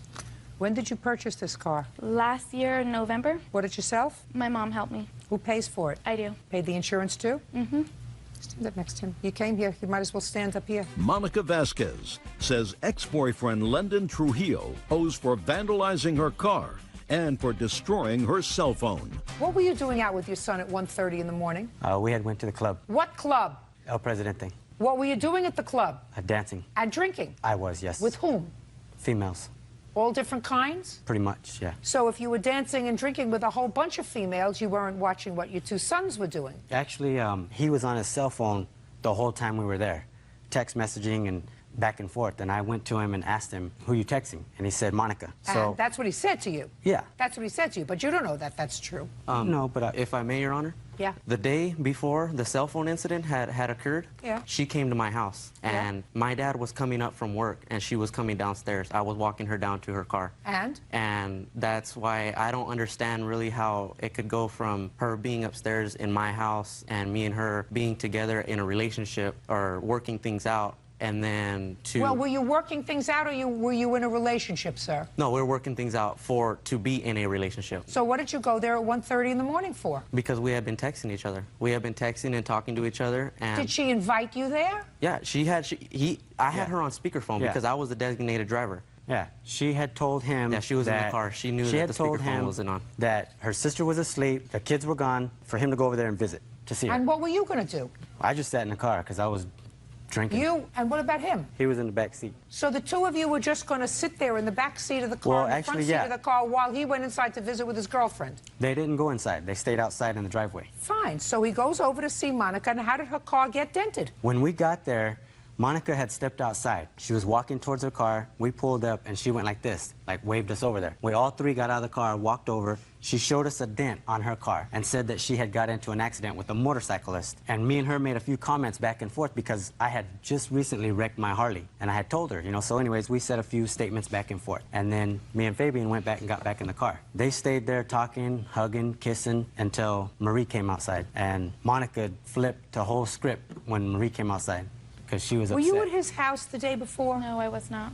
Yeah, you was. No, I was not. Yeah, you was. No, I was not. When you send a text message, could you save those things? They stay for 14 days. Huh? You can lock them. Save them, right? Yes, you can. Show me. Your Honor, I don't have my phone with me. I don't have any proof right now, Your Honor, so Well, it's... Why don't you, sir? Because I came unprepared. I came on intentions of knowing that what I know is true. Is everything that you said just now as truthful as you went over to the store the end of June, invited by her to come over to the store? What, to her store, Rite Aid? Yeah. No, I didn't go to Rite Aid. Oh, I didn't... no. No, I said I went to Taco Bell. I drove to Taco Bell. She was at Rite Aid when we had talked on her. Why would you think, Mr. Trujillo, that she would say to her boss, concerned, I just want to get out of here before he comes over, and the boss distinctly remembers all the employees watching her get into the car to make sure she was safe and leave? But I wasn't in her parking lot, though. I don't care whether you were in a parking lot or not, sir. Why I do you thought think that- the boss would remember that? Oh, yeah, no, boss, no. I'm not saying that. She got in her car, but I'm saying what I'm trying to tell you, though, is that I did not go into her parking lot. No, what you said, Mr. Trujillo, was that you had an appointment to meet in Taco Bell. Yeah. And that, sir, is a lie. That, sir, is a lie. That we met in Taco Bell? It is a lie that you had an appointment to meet at Taco Bell, because when she heard from you, she asked her boss if she could take off because she was concerned about her safety. They all watched her leave. Then why would she have pulled into Taco Bell if she knew that she could have got away from me? I don't know what you were doing, sir. And I don't know what your drunken father was doing or your drunken brother was doing on the night this happened with the car. I have no clue. All I know is, sir, you lied to me once, and you also don't know the law in the jurisdiction where you live because you're required to have a license to tattoo. Sir. Okay. And what is your address? My address right now? Where you're doing the tattooing? In a house. On What is the address? I don't know my address. I just know it's on Bradley Street. I've only been there like a month, 2 months, so I don't know the address. I don't get mail there. Did you make more than 3 children or Only just 3? Only 3. Only 3. So far you got 2 losers, right? 1, I don't consider 2. them losers, but Well, so far they haven't done anything to make you proud. sure they have. I don't see I it. graduated high school. That made me Oh, proud. my God. My God, that's like the 8th wonder of the world. That's an accomplishment in this family. That's right. I'm sorry. You got to do something with it once you graduate from high school. Yes, I totally agree. So pleased that you agree with I me. am. I've been looking forward all year for a person of your stature to agree with me. Judgment for the plaintiff in the amount of $950. That's all. Goodbye. Rhonda Radcliffe says her daughter, Tamara Vaughn, had her falsely arrested for assault and stole property from her home. Tamara is countersuing for the assault in question. Miss Radcliffe, the defendant is your daughter. Yes. She's 32 years old, and she's one of how many children? 8. How many of the 8 children still live at home? 4. How old are they? 18, 16, 13, and 10. Are you a working lady? Yes, I am. What kind of work do you do? I'm a nurse. Your complaint alleges that your daughter moved back home because she was having some financial problems. And she moved back home with her daughter, who was how old? 15. It's your claim that that did not work out No. very well, and that your daughter had you falsely arrested for assault. In addition, while you were in jail on her assault complaint, which was ultimately dismissed due to her non-appearance, she stole some property from your home. Yes. You want to be compensated for the false arrest as well as for the property that you claim she took from the house. Your daughter says she did not take any property from your house, that you did in fact assault her, that property was taken from her, and she's counterclaiming. Now, when did your daughter move back home? Sometime in November. Do you remember? Sometime in November, towards the end of November. Why did you move back home, Ms. Vaughn? I was in a car accident and I injured my back. When were you in a car accident? August of 2006. And? November of 2006 is when I moved in with her. How long did you stay? Until September of 2007. Yes. She stayed until October 6th, 2007. So you were there for almost a year? Correct. Not working? Correct. Is there anything that prevented you from working? Yes. During that year? What? The pain in my back. Okay, so now tell me what happened. Well, it started with a phone call while I'm at work. She had her brother and sister arrested, said that they assaulted her. You called the police? Yes, I did. When was that? September 20th of 07. Tell me what happened. Ray and Aunt Toria were in the living room, acting up, wrestling, I guess. They broke the glass out of the entertainment center. I walked in, tried to ask them what was going on. They were still acting silly, so I told them, go upstairs. You know, I'm calling Mom to let her know what's going on. They started getting belligerent. They refused to go upstairs. My sister tried to leave out the front door. She said that she didn't have to listen to me. She's not going to do nothing I say. She was going to leave. You mean this sister? Correct. Go ahead. I proceeded to close the door and I locked it and I was standing in her way. She then smacked me in my face and she pulled my hair. And once I got her hands off of my hair, she went to take off through the living room towards the back door. So I went to walk after her to try and stop her. Why? She didn't have permission. It was in the evening time. She didn't need to be outside. Just a second. Were you left in charge of them? Always. When my mother would go to work, I was in charge. Is that right? Well, I never actually said it, but she was the oldest one there. Okay. So you told her not to leave and you locked the door? Yes. Okay. Go ahead. As I proceeded to walk after her, my brother then grabbed me up around my neck and pulled me down to the ground. When I got him off of me is when I got up and I got my cell phone and I went outside to the side of the house and I called the cops. Doesn't sound like a very good supervisor to me. Because okay. the kids don't know how to act? No, I don't understand why a 32-year-old sister in those circumstances would call the police to have her younger siblings arrested and carted off to jail, as opposed to saying, oh, listen, I'm going to take a breather, I'm going upstairs, I'm going to go in my room, wait until my mother comes home from work, and it's my mother's problem, not mine. But I don't see. That's happened in the past. Just a second. Has your mother ever called the police on your siblings? No. Right, because that's not what you do. Right, because if she puts her hands on them It's not assault. I'm not going to put myself in that situation. What do you mean if she puts her hands on them, it's not assault? Why To would you put your discipline hands on them. them? To discipline them. Ms. Vaughn, that's not your job. Exactly, so I didn't put my hands on them. It's not your job to discipline them, and it certainly is ridiculous for you to call the police. What? The police officers took pictures. There was no red marks on her. I don't know what happened. I'm just telling you, whatever happened there, if they were fooling around, they weren't fighting with each other. They were messing around, being big, stupid children, and broke something. What did you break? I didn't break anything. What did you break? I didn't break anything. Well, there was glass broken, I understand. They knew nothing about the glass. When you came home from work, was that glass broken? Yes, it was. Well, the glass didn't break by itself. Anyway, your sister had no reason, in my view, good reason, to call the police and have you arrested. Number one. That's what you did. So what did you do? Well, you came home, you were furious with her, and you told her she had to leave. Yes, of course, and she wouldn't. What did you say to her? I was more concerned with the children and finding a placement for them so they wouldn't have to go to Columbia and spend God knows how long in a detention center. And once I found a safe placement... Where did you find a placement? In the neighborhood with neighbors. Just a second. So what you're telling me is your 32-year-old daughter wouldn't leave, and you couldn't have the kids back in the house while she was there. Right. Why wouldn't you leave? That's not true. That was my place of residence, and the officer Just a second. pressed the It was charges. your place of residence because you were living there, because your mother allowed you to move back because you were not feeling well. But that's not your place of residence. That's her place of residence, and that's her minor children's place Where of I was residence. residing. But once she tells you to leave, you got to go. How much rent did you pay her each month that you were there? Is not an answer. I was currently working for about 2 months after my accident when I moved in with her, I'm and I not paid talking her 2 months. $400. Okay. After the last that, 9 months you were living there, how much rent did you pay her? $100 a month. Ridiculous. Well, That's not what I rent. could afford. That's not rent. That covered your food. That covered your No, lights. I bought food. That for the covered your house. lights, your electricity for you and your daughter. Ridiculous. So you were not a rent-paying person there, so you were living there at your mother's will. You're not a tenant. She told you to leave, you should have left. Continue. Well, Friday morning they had a court date, and the judge also asked me how old she was and why wasn't she out of my home, and she won't leave my home. So I had to do an eviction. And I had papers to show that I went down and did the eviction. And I come home, I don't talk to her. My daughter witnessed her tearing something up. We had to call the police. What date? On the 21st. September 21st? Yes, ma'am. Had she been served with the eviction paper? Not yet.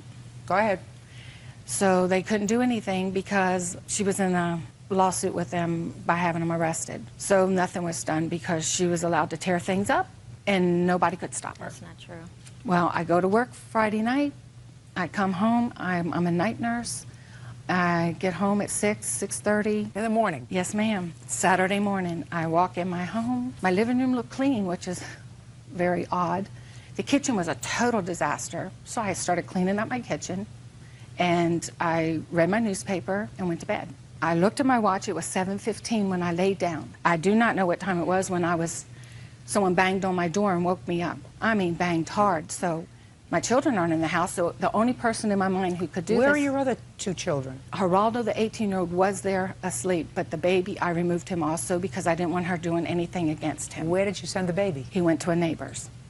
So I have different ways because of her. Are there all the children home now? All of my babies are home now. Go ahead. So I woke up with this banging, and I get up and I sling open my bedroom door, and nobody's there. All the doors are standing open. So I look in my bathroom, no one's there, I close it. Garage door's open, I look, no one's there, I close it. I go out the back door, no one's there, I close it. Go through the front, no one's there. Where is her and my granddaughter? I did not know where they're at. So I'm yelling for them, and I'm walking down my porch, looking to the side of the house. I said, I don't know what their games they're playing, but I need to get some sleep. So I was going to go back in, but then I see spots of blood on the sidewalk at the end of my steps coming down the porch. So now my heart is beating. Maybe they needed my help. So I'm looking, I'm following the blood, and I see her stooping down on a cell phone with her arm down, letting the blood flow all over the ground. So I'm yelling to her, get your arm up. What happened? Where's Sherelle? And she's acting like she's afraid of me, and she's running. So I turn around, I run back in the house, want to see where Sherelle is. I go to Geraldo's room, and I'm banging on his door. He's waking up, he's asleep. I said, well, is Sherelle in there? He said, no. I said, come on. I said, Tamara's bleeding. I said, can't find Sherelle. So I run back downstairs, I call 911. Then I run back outside because I'm going to have to stop the flow of blood somehow. You called 911? I called 911 to say I don't know where my granddaughter is, and I was trying to tell them real fast what happened. She's bleeding, I need to go stop the blood. So I'm back outside, and there stands my granddaughter with her. And I'm like, Sherelle, what did you do? What's going on? And she said, oh, Grandma, you know what happened. You did this. Click, after what she done to these children, I turn around and call my son. I said, Tamara is setting me up. Y'all need to get here. I'm fixing to be arrested. Okay. What happened to the case? It was dismissed because she didn't show up in court. How long were you in jail? 12 hours. How many days did the children, all 3 children, spend at neighbors' homes? 2 weeks. We were out of our home. On what date did your daughter finally move out of your house? She was ordered out on October the 6th at 4 o'clock, and I was ordered back into my home at 5 o'clock. Okay, Ms. Vaughn, let me hear you. The 21st is when she did call the cops to try and make a false police report, because after having to deal with my brother and sister the night before, my back was hurting even more. So all day long, I still had my pajamas on, my robe, my house shoes. I laid up in the recliner on my medicine all day. What kind of medication were you taking? Baclofen, Lyrica, and hydrocodone. How long had you been on this cocktail? Earlier in the year. I'm not sure exactly when. After you moved out of your mother's house on October 6th, where did you go? To a friend's house. Where do you live now? With my boyfriend. Is this a boyfriend you had while you were living with your mother? No. So you found a boyfriend after you moved out? Yes. How long have you been living with the boyfriend? Several months. Where are you working? Nowhere. Why not? My back is still injured. Well, let me ask you this about the boyfriend. Do you have intimate relations with the boyfriend? Obviously. Back doesn't bother you? Yes. But you do it anyway. Is that right? That's correct. It's the same way you work. If your back bothers you a little bit, you Sex get a job. doesn't last 8 hours. That's not my fault. Now, listen to me. You're 32 years old. She has 3 minor children. If somebody has to leave the house, it has to be you. Whether it's your fault, whether it's the children's fault, doesn't make any difference. You're the intruder. No. You are not paying rent, you're not paying a I was mortgage, you're paying not paying rent. gas, you're not paying electric, you're not Yes. paying for the maintenance I on the was house. And you contributing. have, I'm speaking, and you have 3 siblings who are not home, who are minors because you're there, and they are into the house because you're there, so you have to move. And you chose not to do that. So now give me what happened when your mother came home in the morning that caused you to be assaulted. She was still cussing and fussing, threatening. Well, no, first of all, she was working. When she came home in the morning. She came home in the morning from working. I know that that's hard. I'm working. sure. And what did she say when she came home from work? Calling me all kind of and telling me that she's going to get me out sooner than what I can get out. Sounds perfectly right to me. Next. So? And what did you say to her? Nothing. I was ignoring her at first. Well, at first. What about, let's go to at second. What did you say to her at second? At first you were ignoring. When we were in the kitchen and she was still fussing and cussing, she had her back towards me. I was in there. I started making the coffee. I said, I don't want to hear this mess this morning. And that's when she turned around and she hit me in the head with a metal pan. And? My eyes went black and I leaned back up against the refrigerator. And the next thing that I know, my arm is cut and it's bleeding. I didn't see what she cut me with, but that's when I started screaming to wake my daughter up and to get the phone so we could call the cops. You have the police report?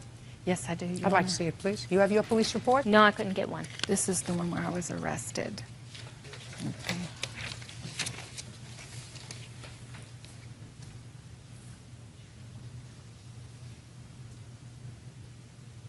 Ah, Miss Radcliffe. The police report indicates in sum and substance that a lot of things that you told the police officer didn't quite make sense. It did, however, say that when your daughter was in the kitchen, what she said to you was not some, just leave me alone. According to your daughter, she used some vulgarity to you and said, according to you, leave me the blank alone, is what you told the police you said to your mother. Is that right? That's correct. And then that's the last thing she says. She remembers that she got hit over the head with something, maybe a frying pan. While I certainly don't condone anybody using an instrumentality that was capable of causing injury to another human being, I can certainly understand the frustration of the mother of 8 children, 4 of whom are minors and who live at home, who is put in the position of having to take her minor children and pawn them off to neighbors because her 32-year-old daughter, who was probably perfectly capable of some sort of employment, has been mooching off of her for a year with her 15-year-old child on a cocktail of drugs, which is keeping her in a semi-stupor for most of the day. She was forced to move out. She moved in with a friend, and then instead of putting her life together and trying to do what was necessary to make a home for her daughter, she found some guy to support her for a while. My life is together. Yeah, your life's not together. If you're 32 years old and you're not employed and you don't have a career or some independent way of earning a living. Due to a back injury. Madam, if you can enjoy the bedroom with a new boyfriend, you can get a job.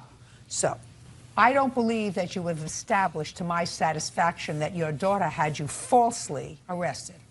In all probability, I think that you did, in fact, clobber her. And I'm not satisfied that the arrest was false. And there were a lot of other people in the house, so I don't think you're going to be able to establish to my satisfaction that she took property from the house when she left. Now, Ms. Vaughn, on the other hand, is counterclaiming for the assault. And I believe that your mother did, in fact, hit you over the head. I believe And that. also cut my arm. I don't know about that. You may have cut your arm when you fell. I didn't hit Who her knows? either. I didn't fall. I have no idea how that happened, neither do you. It's And not neither in- to me. I don't know how you got cut, Ms. Vaughn. In any event. I know how I got cut, because she cut me. Well, good. Okay, fine. In any event, I also don't think that you can establish to my satisfaction that she took any of your property while she was in jail by having these 2 children act on her behalf and take property It wasn't out of the those house. 2 children. It was all 4 children, plus Who knows? the other Who grown knows? child. Who knows? You don't know that for a fact. You are I do know that speculating. for a fact because I was standing right there watching them half the time take the stuff out the house. Oh, good. So tell me what you saw children take out of the house. All of this, a lot of the stuff that she's claiming that I took out. Just a second. Tell me what... My property Tell came me- up tell missing me. when I was gone out of the house. Okay. Ms. Vaughn, I think you are absolutely entitled to being compensated by your mother for all the aggravation she caused you by you living in the house without her permission, forcing her to take her children and put them elsewhere. Without And permission I'm of speaking. What? Without permission I'm of what? speaking. I think without living there without permission, you did not have her permission when she told you to move. And I believe she assaulted you. And I believe that you have to be compensated for that, for exactly what it's worth, for all the aggravation that your mother caused you. So I'm awarding you on your counterclaim the sum of $1. That's all. Goodbye. Dennis Nelson claims his adopted son, Christopher Nelson, illegally sold a Corvette he was allowing him to borrow. Mr. Nelson, this is your son. Yes. You were married to his mother, and did you formally adopt him? Yes. And you are now divorced from his mother? Yes. When was that divorce? September Of? 06. According to your complaint, you believe that your son owes you for a car that you gave to him, titled in his name, but with a condition. And the condition was the car would be returned to you if and when he joined the Navy. He told me he was already signed up for the Navy in January Right. So that was the condition that you indicated. to get him off of a motorcycle that he was riding rather recklessly. Right. And you said to him, here's a car, putting it in your name. When you go into the Navy, I want you to give it back. Right. Did you ever go into the Navy? No, Your Honor. Mr. Nelson, I read your whole complaint, and your whole complaint has sort of a convoluted story about certain trust that you had in your son to do the right thing. He took the car, he sold it to somebody else, then he took it back, then he sold it to another person. Bottom line is, I read your complaint very carefully, sir, and your complaint is clear. Even if I believe what you said in your complaint, which was you gave him this car, you transferred the title to him, is that correct? He insured the car himself, is that correct? Yes, Your Honor. Did you pay for the insurance yourself? Yes, Your Honor. And how long did you drive the car? Only for a couple months, Your Honor. Then you sold it and bought something else. Yes, Your Honor. Mr. Nelson, stop playing with your papers. Okay. Because you're not going to understand what I'm saying to you unless you pay attention. Gotcha. If I believe what you say in your complaint, you made him a conditional gift. And the condition of that gift was that the car would be returned to you when he entered the Navy. But he has not entered the Navy. Okay. So how can you get the car back? Or the value of the car? Okay. Do you understand? I know that you're angry with him. I don't know exactly why. Maybe we can resolve that. But the conditional gift that you made to him it becomes a permanent gift if he never joins the Navy. Is it your intention to join the Navy? No, Your Honor. Why not? I decided to keep pursuing my medical field that I am now. And not join the Navy? Okay. Ever? When did you give him the car, Mr. Nelson, just for my own information? September 27, 06. And you titled it in that same month. And when did you sell the car, sir? Down in October, around. Who'd you sell it to? I didn't personally meet them. My stepfather actually had it in Desert Hot Springs, and he sold it for me. To whom did you sell it? To a private party out of Banning. Stand up. How much did you sell it for? Your Honor, Christopher owed me some money, so he had gotten another vehicle. So in lieu of the money that he owed me, What did he owe you money for? Personal loans. Explain it to me. Just everyday living, helping him with insurance, paying for some of his tuitions through furthering his education in the EMS field, things of that nature. How much did he owe you? About $4,500. Educations are expensive. How long have you been married to his mother? Since July of 06. You were divorced in September of 06. So how could you be married in July of 06? It was a typo on the court's behalf, and we're since straightening that out in litigation. What do you mean you're straightening that out? What does that mean? Well, what it means is there was a typo that instead of putting a 9 when the divorce would have been finalized, it would look like a 7. So we went forward with the wedding. Come to find out later that it was a typo, so we're in litigation now at the courts to rectify that. Why don't you just get married again? We will, sir. Ma'am, when we're done with this. Pardon me. May I reiterate? Just a second. So let's assume he owed in the relatively short time that you've been together with his mother. How much did you sell the car for? That exact amount. To whom? I don't know the name of the person. I took the car to my place of employment, placed a for sale sign in it, and 5 hours later sold the car. I don't know the name of the people. I really didn't expect this A man or a woman? It was a man for his daughter. Did you get a check or cash? I received cash. Do you know that I don't believe a word that's coming out of your mouth? I'm sorry. Do you know I'm sorry. that I don't really believe a word that's coming out of your mouth? Do you trust him? I know it was true. Well, let me tell you something. Most of what he just told me was not true. I beg to differ, Your Honor. Oh, Under you this can day do that all I you just, like. I You just, can do all you like, sir, but I understand. I just swore between God and this court to tell the truth. Quiet. I understand why Mr. Nelson is annoyed. The truth of the matter is, he made a conditional gift, and it didn't work out the way he had assumed it was work out. He certainly wasn't giving his son a car to give to you, to give you money. And so I can understand why he's annoyed. I understand why you're annoyed, sir. Thank you. Okay? When I get a chance, I'd like to explain. Go ahead. First, the car was stolen from her. She has a judgment on it. A judgment? What do you mean it was stolen from you? He sold the car to her, not to him. Who sold the car to her? Christopher sold the car to her. Which is Christopher? Christopher. You sold the car to this lady? For $7,500. I'm speaking. No, Your Honor. You did not. No, Your Honor. There's the judgment. I'd like to explain. Go ahead. When I received the car, I heard from a friend that I believe Kelly was looking for a car around $5,000, $7,500 or so. And so me and her were talking and everything, but she only had about $2,500 to give me. I knew she was going through some hard time, so we made a verbal agreement that she was to have possession of the car and I was to retain ownership until final payment. After a couple of weeks, I kept getting the same response that... How much money did she give you? She gave me $2,500 as a down payment. And then I was still waiting on $5,000 when she went down to her security lockbox at quote-unquote Pachanga.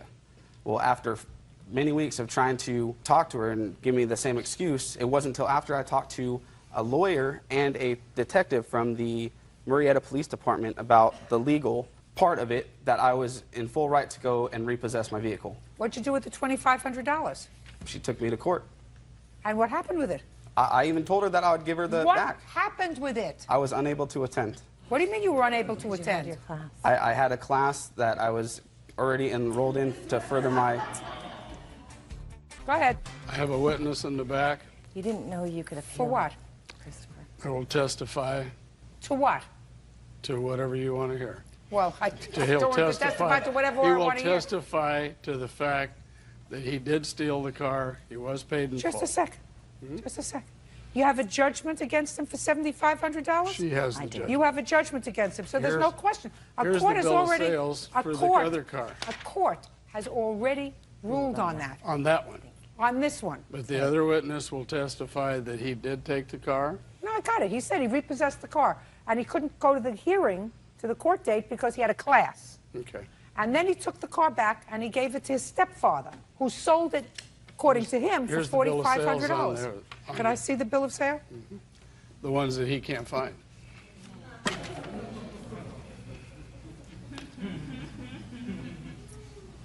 Your last name is Mater? Yes, ma'am. Well, I have a bill of sale, sir, with your signature on it, indicating that you sold this car to Joanna That's for the name. $5,700.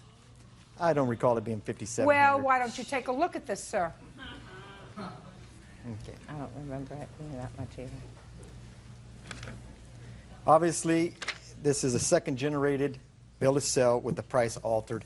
I'm not a liar. I am a man of integrity. Have fun. Listen, I don't have to get into all of this. You can sit down. I can understand why your father is angry with you. He made a gift to you. He was hoping that you would be able to use that gift and drive safely with that gift. And he didn't do it to line the pockets of anybody else, including taking care of the bills that you allegedly owed to your stepfather. He was trying to help you. Do you understand? Yes, Your Honor. Well, is there any reason why you did that? What, Your Honor? Took a wonderful gesture and made it not wonderful anymore. It wasn't a wonderful gesture, Your Honor. No, it wasn't? No, Your Honor. Well, let me ask you this question, sir. Do you think that your father could have sold that car to somebody else? Put your hand down. Well, you sold it to somebody for $7,500. He sold it to somebody for $5,700. Don't you think your father could have sold it to somebody else for $5,000?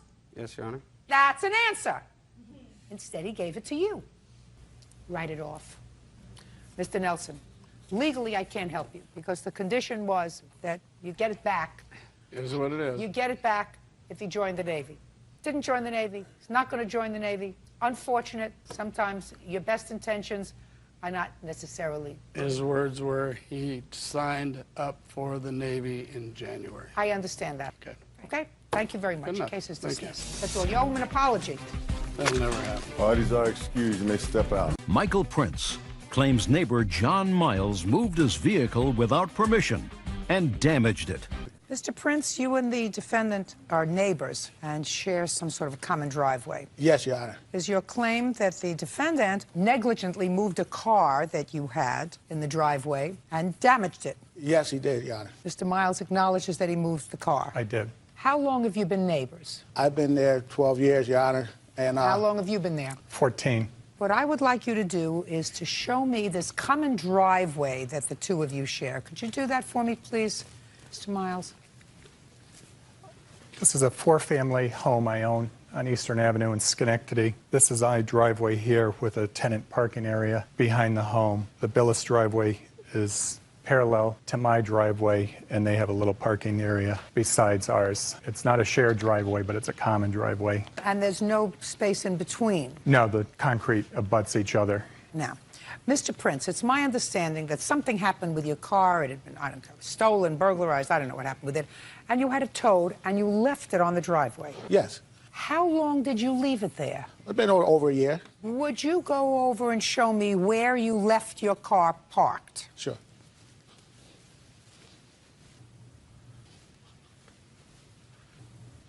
Here's the split driveway, and it's right on our property, right where our parking area is. Show me. Right about right here.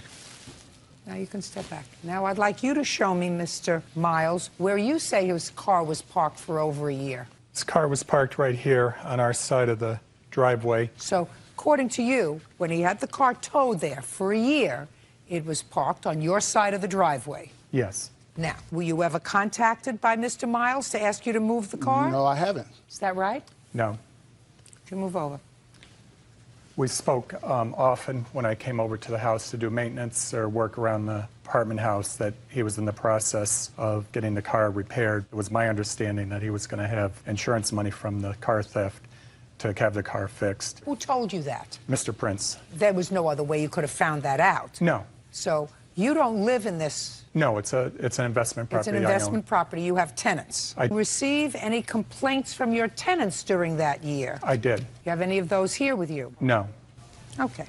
How many times did you, when you went back to check out your property, tell Mr. Prince that you wanted him to get rid of that car that was... We spoke often the first year. It was probably on a weekly basis for the first 6 months that the car was there, that the car was going to be moved and before winter. And the car wasn't moved on the winter of 06, 07, and I ended up plowing around it. It was terrible to just have the tenants go around it because one of my... Why didn't you just call and have it towed? Because it's on private property. I went through the town to have the code enforcement officer try to do it. You mean it's on private property where each of you has an easement? It's kind of a gray area because it's just being neighborly. I didn't want to make a big deal out of it. But once my tenant started complaining to me, and then with the snow removal... Yeah, okay. Go ahead, sir. Your Honor, I have a videotape of right where he had a surveyor come over to the property and surveyed our property, and then he marked it off with tape. Then he marked the line coming down the driveway. And then also that when he had the surveyor mark the property line, it took away from him, not from us, because our double lot is coming from our house, our lot, towards the parking area. His double lot starts from the split driveway towards his house. I have it right here on video. I'd like to see it. You mean before he moved it? Yes, I got before and after. Before he moved it. I'd like to see it. I have pictures too also. Just to say, I'd like to see them. My father's car is parked right exactly where my car is parked right now, which my car is the white Lexus. And I will show you, we came home and our car was moved. Here's the dent on it. Show them the ground, indentation. And just a second. Here's the indentation. Wait. I'm not following something, sir. Are you telling me this picture was taken before he moved the car or after he moved the car? Oh, no, I know what you say. You say before it was moved. No, I took it after. Before it was moved, I took sir. the videotape. I'm sorry. Before it was moved. No. Do you have a videotape of your car sitting on the property before it was moved? No, I had the videotape. Then I'm not interested in seeing this video. Okay. And I'm not interested in seeing your pictures. Okay. There's only one issue. And that issue is whether your car was in any way encroaching on his part of the driveway 2 inches. If it was, you're lucky he waited a year to move your car. I wouldn't have waited 2 days. I understand. To move your car. It's an annoyance to have to go around your car for his tenants. If he lived there, he wouldn't have waited, but he had tenants there, and they probably figured, what am I going to do? You know, I have to go around this car. So they go around it. You following me, sir? Yes, I am, Your Honor. He had every right to move your car. Oh, sure. He had every right, Your Honor, and that's why, if that was true, he would have had a police tow and towed it. But legally, it was on my property. That's why he didn't have anything done. And he never came to me. We wasn't talking on a weekly basis. Why didn't you get the car off that property, sir? Your Honor, I was going to school full-time and working part-time, and I didn't have it was on private property. It's on our property. Mr. Prince, let me explain something to you. I'm seeing where your property is. There isn't a question in my mind that if your car was parked all the way in your backyard, having nothing to do with the defendant, he would not have moved your car. Why would he not have moved your car? Because he wouldn't have said to himself, I'm going to get a tow truck. I'm going to go to the expense of moving the car. If the car is in your backyard, why in the world, Mr. Prince, would this gentleman, who seems like a perfectly normal man, go to the trouble of moving a car from your backyard, which, as far as I'm concerned, as a neighbor, what you do is, if you want to leave an eyesore, a car that's not capable of being driven for a year, you put it someplace where it's not going to... Because if it was in a place where it didn't bother anybody, Mr. Prince, he wouldn't have moved it. So, Your Honor, the property, our property where I had my car on is where I... What I just said to you, sir, I have to make a judgment. I understand that. I have to make a judgment. Listen, put on your listening ears. Whether a normal man, because I don't have any proof that it was on your property or his property. Put your hand down. Sorry. I don't have any proof. You say it was on solely your property all the way in the corner. He said it was not on your property all the way over in the corner where you have pointed it out to me. So I have to say to myself, let's resort to common sense. Would a businessman, because this is a business property, take time out from his day to rent a piece of equipment, to tow a car, to move it someplace away, if the car was already in a place where it wasn't bothering anybody, where it was in your backyard and not inconveniencing any of his tenants? So what I'm saying is, I find that, yeah, I can imagine as a neighbor with a common driveway, with you taking a car and leaving it there for 12 or 14 months until you got around to having it fixed, and you figured, listen, he's not even there. The only people that are there are tenants, and so on. Ultimately, he got annoyed because his tenants were annoying him. Listen, this car, I have to go around it every time I have to go into the driveway to park my car.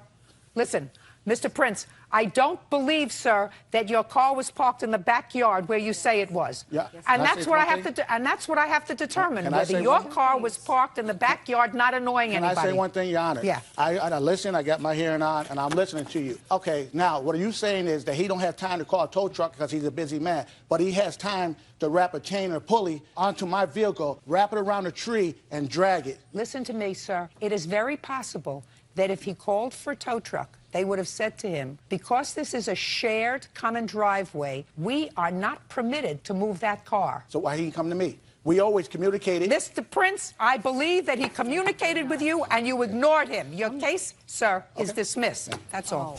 Marcus Watson claims former friend Ryan Brooks vandalized his car after a fight at a party. Ryan is countersuing, claiming Marcus assaulted him. Mr. Watson, the defendant was your best friend for a long time, according to your complaint and according to his answer. Came a time when there was an argument between the defendant and your sister? Yes. Was it some sort of a party? Yes, it was. His sister was giving him a hard time because, according to him, he had invited a friend without asking permission.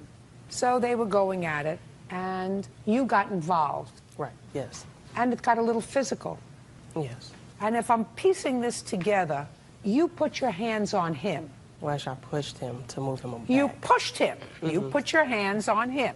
Okay, yes. And whatever happened next, it is your claim that when he left the house, which he did, he scratched your car. Yes. This part of it is easy because Mr. Brooks says he was so angry that you put your hands on him that he did vandalize your car, right? Yes. But Mr. Brooks has a counterclaim is that you came looking for him and assaulted him. That's not true. I'm not sure. Okay. Because I've read your complaint and I've read his answer. Okay. So let's start with what the fight was about, Mr. Brooks. The fight was about that the person I brought was his best friend. They were into it at a long time ago. They were what? They were fighting, they were arguing a long time ago with his best friend, but... Whatever. That's what the fight was about? That you brought somebody that they didn't want? Yes. And who had that conversation with you? The plaintiff's sister. Is that you? Yes. Stand up. What's your last name? Love. What was the date of this party? February 3rd. Wasn't it your house? No. So tell me about the conversation you had with Mr. Brooks. The conversation I had with Mr. Brooks was he invited people to the house that was actually enemies of whose house I was at. And I stood calm that whole night because I'm there to enjoy my birthday. And in fact, my daughter was also there. So I didn't need any conflict or anything. So I waited. And what actually came about to have the argument between me and him that became physical was an incident happened where one of our friends have misplaced their keys, and he's making statements and gestures to other people that were there that someone was looking attractive or whatever, and actually whose house we were at, they came into the room where I was at. Please, this is getting much too complicated, Miss Love. You let things go for the whole night. Right. And everything was fine. And then at some point, you approached him. Correct. And that's after you had had something to drink. No. Are you telling me you were celebrating your birthday and you hadn't had anything to drink? Is that yes, what I am. You telling my me that? daughter was there, so I didn't have anything to drink. Why would I drink and my daughter was there? She's an infant. Who else was there? My brother. And who else? The rest of our friends. Don't necessarily believe you. So you waited until the evening was dying down, and then something bothered you, so you went over to him, and what did you say to him? I just asked him, why does it seem that you were trying to start a fight the whole night? Because he started fights with other people that were in the house, which the police were called to the residence earlier over something else that he started. So I just asked him, you know, why did you feel that you need to start a fight? This is my birthday. I'm here to enjoy my day. And what did he say to you? He had an attitude. He was drunk. No, that's not what I asked you. I said, what did he say? He really had nothing to respond to me. So he didn't answer you? No. And what did you do? Oh, well, I saw there was going to become an argument, so I just walked off. How could it become an argument because if he's not responding? It was a lot of gestures going on. It was hand Show me movements. the gestures. Show me the gestures. Okay, I walked up to him and I said, why does it seem like you're trying to start a fight with everyone in this house? He was like, well, so at that point, when you're doing that and you're rolling your eyes, I'm done with the conversation. I'm not going to argue with you. So you walked away? Yes, I did. And then what happened? I went back in the room where my daughter was to finish putting on her coat, because at this time we were getting ready to go. You walked out of the room, and? I went in the room where my daughter was. And? I went to put her clothes on. He came behind me. And? Doing all of this, like he wanted to start a fight. So I stepped out of the room, because I'm like, no, we're not going to argue. Go ahead. So or he's get moving heated. his finger like this. Yes. Right, and you moved out of the room. And he's jumping in my face, so I come out the room, and I'm pretty much like, do you really want to start this? Do you really want to make this about a fight? And pretty much he went to swing at me, which he missed, and then he pulled out a knife, so that's when my brother came into the play. That's when he pushed him out the way. No. Of course not. Of course not. It's not what happened. He went to swing at you? Right. Nah, not what happened. What happened? She was right about the gestures and whatnot. I was drunk, but she came at me like she wanted to hit me. But instead of me hitting her, she kind of swung at me but missed me. And I was going to swing back, but the plaintiff and his two best friends, they jumped on me from the side. I'm all on the ground. I pulled out my knife for protection. They come at me again and start swinging at me, so I dropped my knife. And they told me to leave, and I left the apartment. And nobody was hurt? I was hurt. She wasn't hurt? No. He wasn't hurt? No. And you went outside, and what did you do to their car? I scratched his car. Do you have an estimate for the scratching on your car? Yep, they're right here. Like, take a look at it.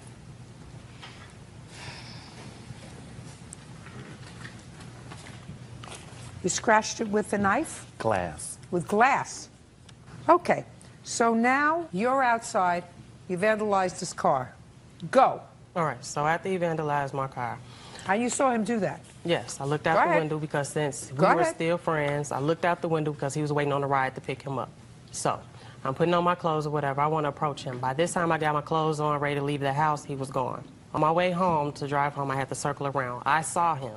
He was in front of, I'm not sure the name of the restaurant. I pulled over, and he was still drunk. Who were you with? My sister. You were with your sister and the baby that she's trying to protect. Mm-hmm. Right? Mm-hmm. Yeah. So I get out the car. So I see he has a beer bottle in his hand.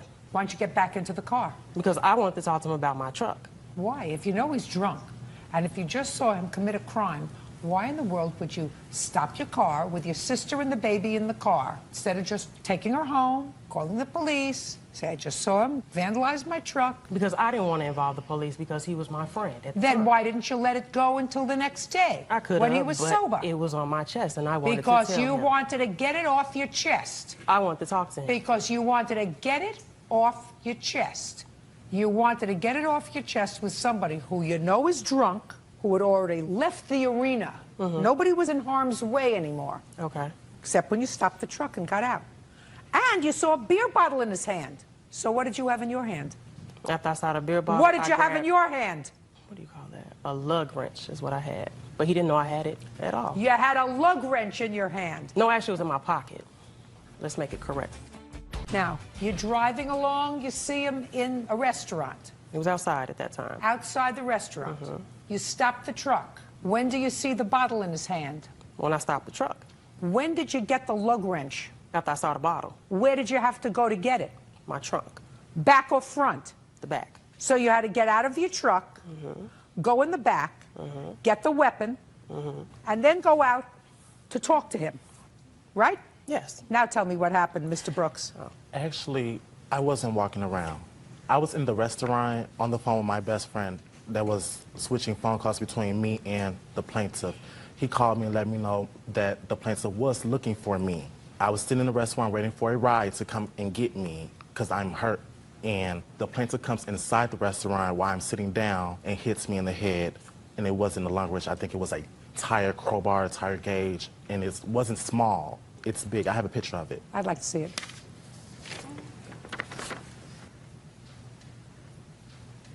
It's a lung wrench. Where did you get this picture from? At the end of the incident, the police did not want to arrest nobody. They took the whole situation, so they gave that to my best friend. Do you have a police report? No. Do you have a police report? No. Did you have any medical treatment? I went home. My aunt, who was a certified nurse, cleaned me up. And Did you take any photographs of what you looked No. like? Why not? because I just wanted to go home. I was messed up, and I just wanted to go home, lay down. So what did you do when you finally confronted him, Mr. Watson? I came to confront him while he had this beer bottle in his hand. It was outside. We went inside the restaurant. I tried to talk to him. He was swinging the beer bottle at my head. He swung it maybe about 2 or 3 times. The last time he swung it, launched it, and it fell on the ground and shattered. At that point in time, that's when I ran up. Ran up what? I ran up on him. And what'd you do? I hit him. Yeah, you hurt him. With a weapon that you secured to do just that. I didn't want to hurt him. The thing was, I had that for my protection. No, no, no. Your protection was your car that should have kept running and kept going until you dropped your sister and the baby off. So you take care of your own car, Mr. Watson. For what? For what? Because I'm awarding him on his assault charge the exact same amount as he would have paid you to fix your car. That's why. He's got a counterclaim for assault. Do you understand? I understand that, but he vandalized my vehicle. That's absolutely right, and you assaulted him with a tire iron. Wait a minute, because he vandalized my car before the fact of that happened. Oh, absolutely right. So if He absolutely did, and you would have absolutely been successful in securing a new paint job on your car, without question, if you hadn't assaulted him because you were angry. She started all of it. She really started all of it. And if you think that I believe that she didn't have anything to drink that night, you're mistaken. She started it because everything was sort of cool. All she had to do was go home. She confronted him. Okay. With an attitude, because you and I both know this is your sister. She does have attitude. Would that be a fair statement? Yes. So you take care of your own car, sir, because the exact same amount that I would have awarded you on your complaint, I'm awarding him on his counterclaim. Because you know you had no right to vandalize his car, correct? Correct. Goodbye. I leave you both where I found you. Deborah Pittman Page is suing her nephew, 21-year-old Chad Pittman, for a loan to get his car insured and for the cost to get the vehicle out of impound. Miss Page, did you ever hear the saying, no good deed goes unpunished? Yes, ma'am, I have. This is your nephew? Yes, it is. According to your complaint, he fell on some hard times. Correct. And you offered to advance him the money to pay his car insurance. Correct. And he was supposed to pay you back. Yes, ma'am. When did you pay his insurance? April 11th of 2006. And how was he supposed to make the payments to you? He was just starting a new job, and so he thought he could go ahead and pay me then. So he was living at home with his father and his stepmom. Is that your brother? Yes. So they had said that he had to have a registered and insured vehicle in order to move back in home. And so that's why we did this.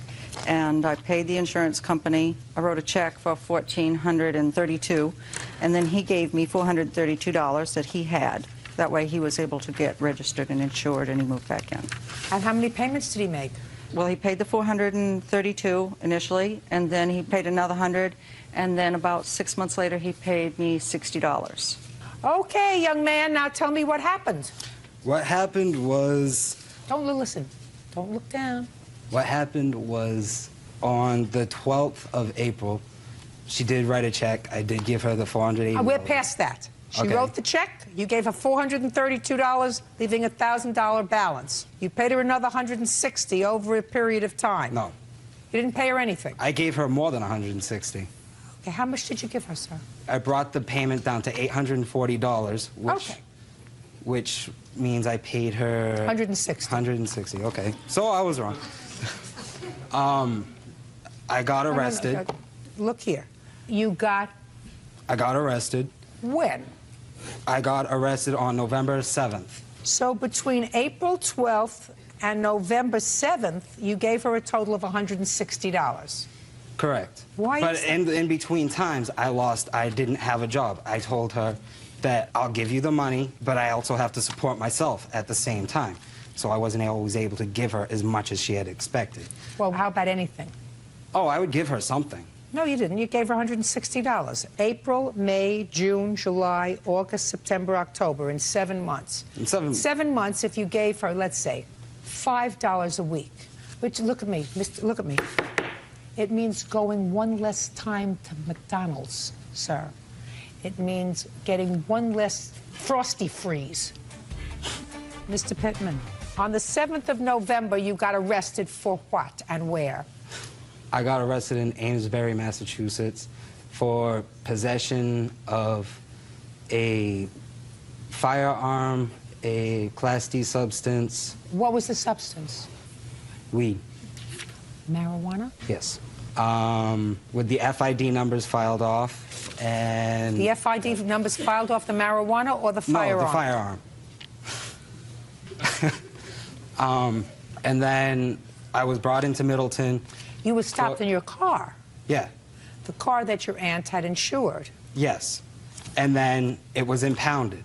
It was? Oh, yeah, it was. It got impounded. She went to the... How did she find out that your car was impounded? Because my dad had found out that I was arrested. She found out. She wanted the car to take out, get the license plates off, turn them in, collect the past due, not the past due, but the amount the for balance of the insurance. Exactly. So that she would at least have some money back. Right. But she also wanted me to pay the $210. She also has money. $210 for what?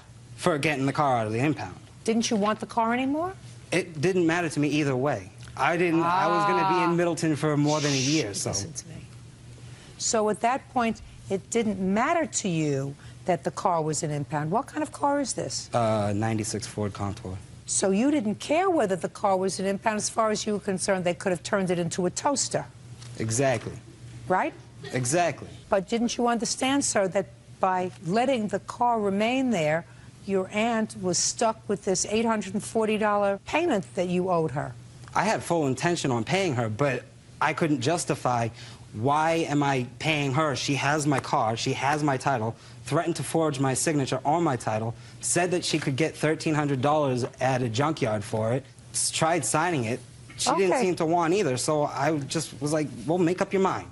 Can you get any money for his car? It turns out that in Massachusetts you have to have an inspection sticker, and the car had already been rejected, so it had a rejection sticker on there because it needed some taillights, it needed some other underneath work, but I wasn't sure exactly what. But it also had a cracked windshield, so that was another $200 and some odd. So it turns out that the car wasn't worth what the Kelley Blue Book value on it was. So when he wanted to change the deal and just sign that over to me and say, well, you get to sell the car with for whatever, he couldn't understand that I didn't want to deal with selling the car, plus the car wasn't worth the money, and so I wanted him still to pay me the money he owed me. And he Fabulous. just didn't Where understand. is the car now? It's in the parking lot of my parents' house. Where's the title to the car? I have the title here. May I have it, please? Yes, ma'am.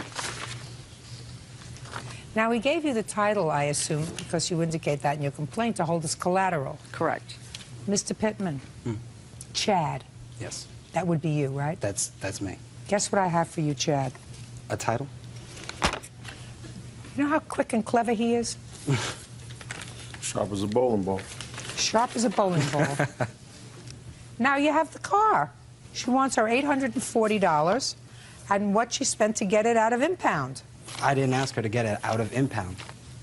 She went out to get it by herself. Well, let me ask you this Middleton question, Mr. Pittman. Let's follow your logic, sir.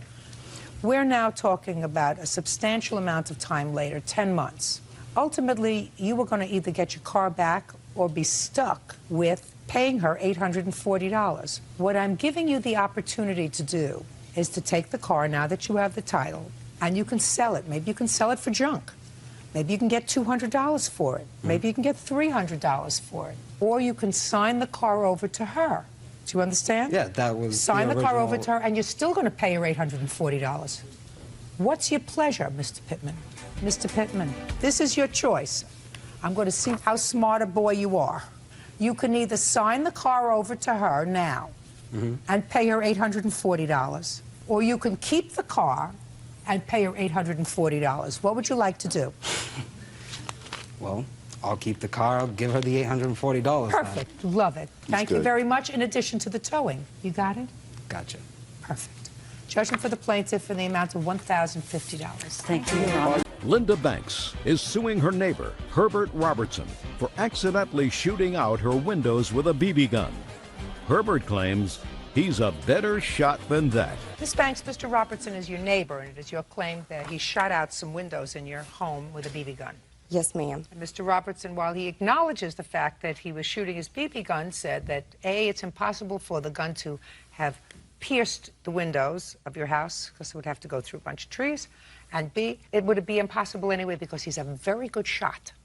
And he was shooting at squirrels, and he knows that because he's such a good shot, he would not have missed and damaged your property.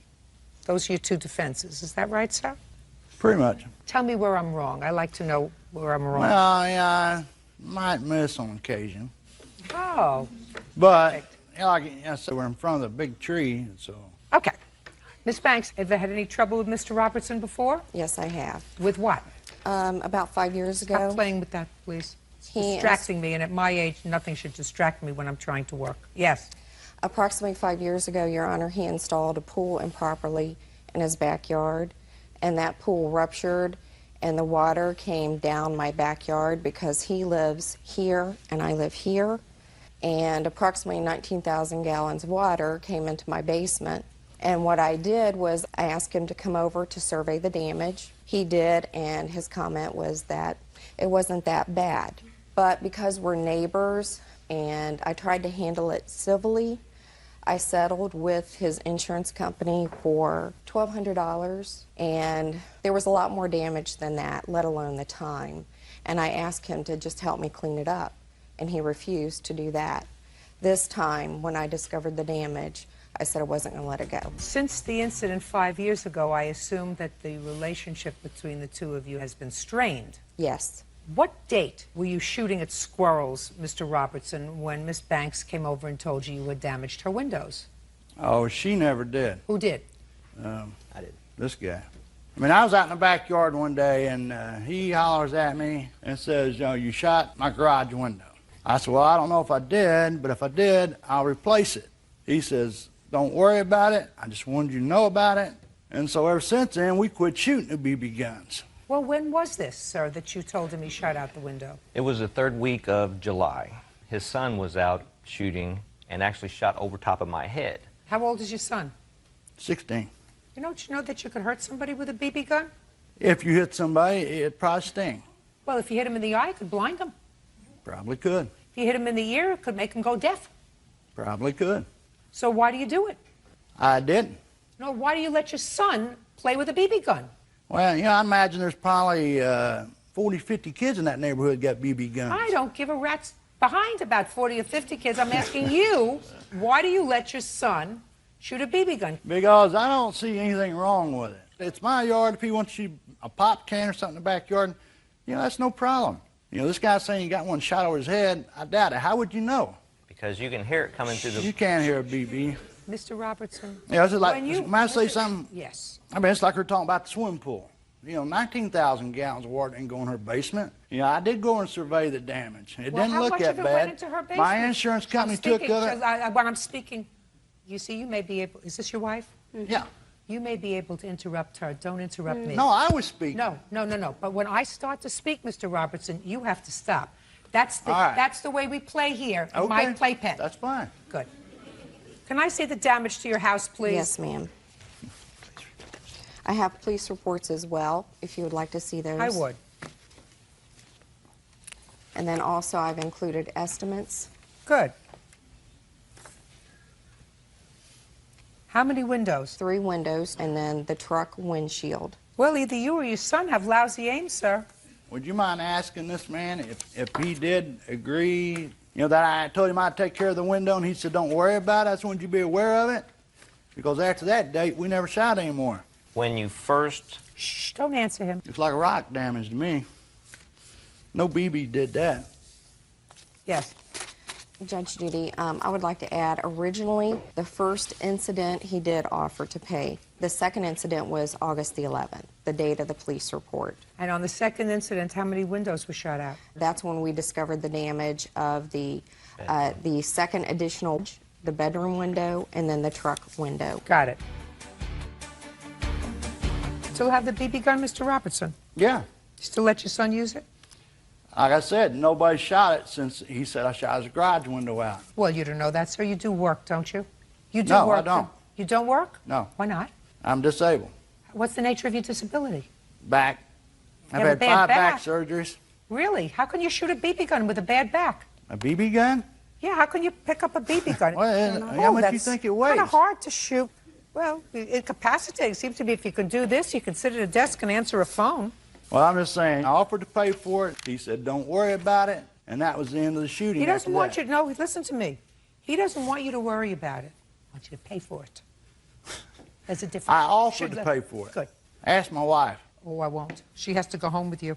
For that, she has you my done made sincere your mind up. condolences. And like I said, you know, I thought you were innocent until you're proven guilty. That's what we just did.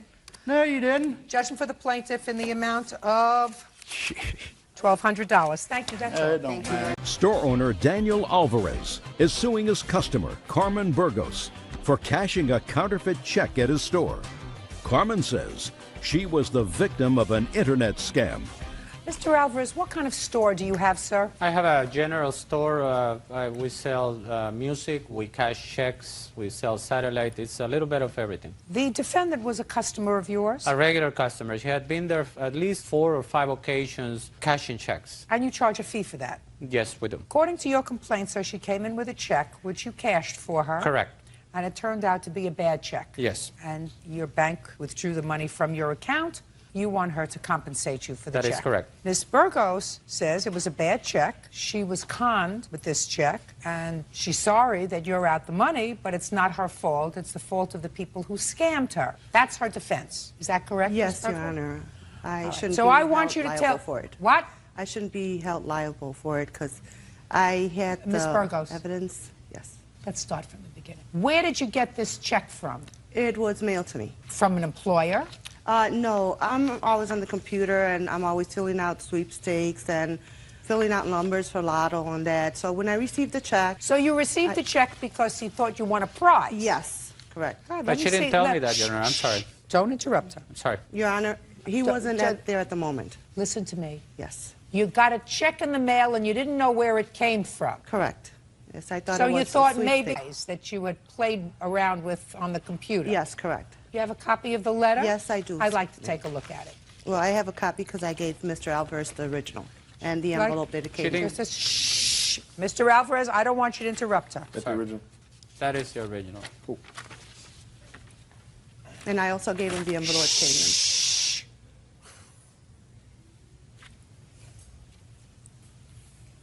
Now, this letter says that you won the North American Ballot Sweepstakes. Correct. And it tells you to call Debbie Baum in Canada. Yes, Your Honor, and that's who I called. Just for my own information, when you called her, what is it that you claim she said to you? Well, I called her because at first I like... Joe, tell me. Just answer my question. I asked her about that I had received a check for a sweepstake for the sum of $2,900. And she told me yes, and I told her what it says here for processing. She goes, oh, no, that's no problem. You could go ahead and change. That's part of what you have won. There's 72 people that are in with it. I read the letter. There's 72 people that are going to share in $1.8 million. Right, and that's just the beginning of it, so you could go ahead and cash it. Cash So it. that's right. Fine. I went to you have Mr. a copy of the check? Yes, I have I'd the like original. To see it. Oh, you have the original? Yes. Love the bank to see returned it to me. Love to see it. So you took the check into him? Yes, correct. To cash? Yes. Like I've taken other checks. State Employees Credit Union of Maryland, Inc. Well, I have to tell you, this certainly looks like, to my untrained eye, an official kind of check. Correct. That's why I went to him and I cashed it. Miss Burgos, I got it. You thought you woke up and it was your lucky day? Yes, correct. Bird, take a look at this. An interesting looking check? Right? Wow. It even says official check. It even says Correct. official That's check. why I never- And, just a minute, and They don't even ask you to do anything, like Correct, send them that's back why- half in this letter. That's why I was like... Don't, I'm speaking. Don't bother me. They don't even ask you to send back half. You know, sometimes say, send us $500 as a processing fee, and they just say, here's your $2,900. Does it need it back? Yeah, she signed it, and it came back that it was suspected counterfeit. In any event, you gave her the money. Yes, I did. You have proof of that? Just from the bank when they took the money out because... I'd like to see it. Now, when you were notified by the bank, Right. yeah, they charged your account for $29.50. Correct. Okay. Now, when did you cash the check for her? On what date? Around the 14th of November. And the bank returned the check to you when? They didn't return it until the 20th or 21st, but they notified me 2 days later. First So they on the notified me. 16th. Correct. And when did you I'm sorry, Your Honor, notify? it was after that. Stop talking out. This is not a tea party. Now, when did you notify Miss Burgos? That same day. On the 16th, 2 Exactly. days later. Exactly. How did you notify her? I called her son-in-law because I know her son-in-law very well, and I called him up and I asked him to bring her over. And when did he bring her over? That same day. On the 16th? Exactly. Okay, now tell me on the 16th what you said to her and what she I said told to her, Miss Burgos, this check has returned counterfeit from the bank. And she said to you? I didn't know. And she produced this letter. Good. Correct. I said I Just- didn't just- know. So why didn't you return the money to him? At the moment, I didn't have the money. I had paid some of debts that I had. Just So a second. What difference does that make to him? Put your hand down. First of all, it's 2 days later. It's not 2 days later, Your Honor. It was more than 2 days How later. many days? It was about 4 or 5 days later. 4 days. Show me what debts you paid. Well, I had some medical bills that I had to pay, so I went Just a ahead. second. So you paid your medical Sure. bills. Medical was bills. like- What else?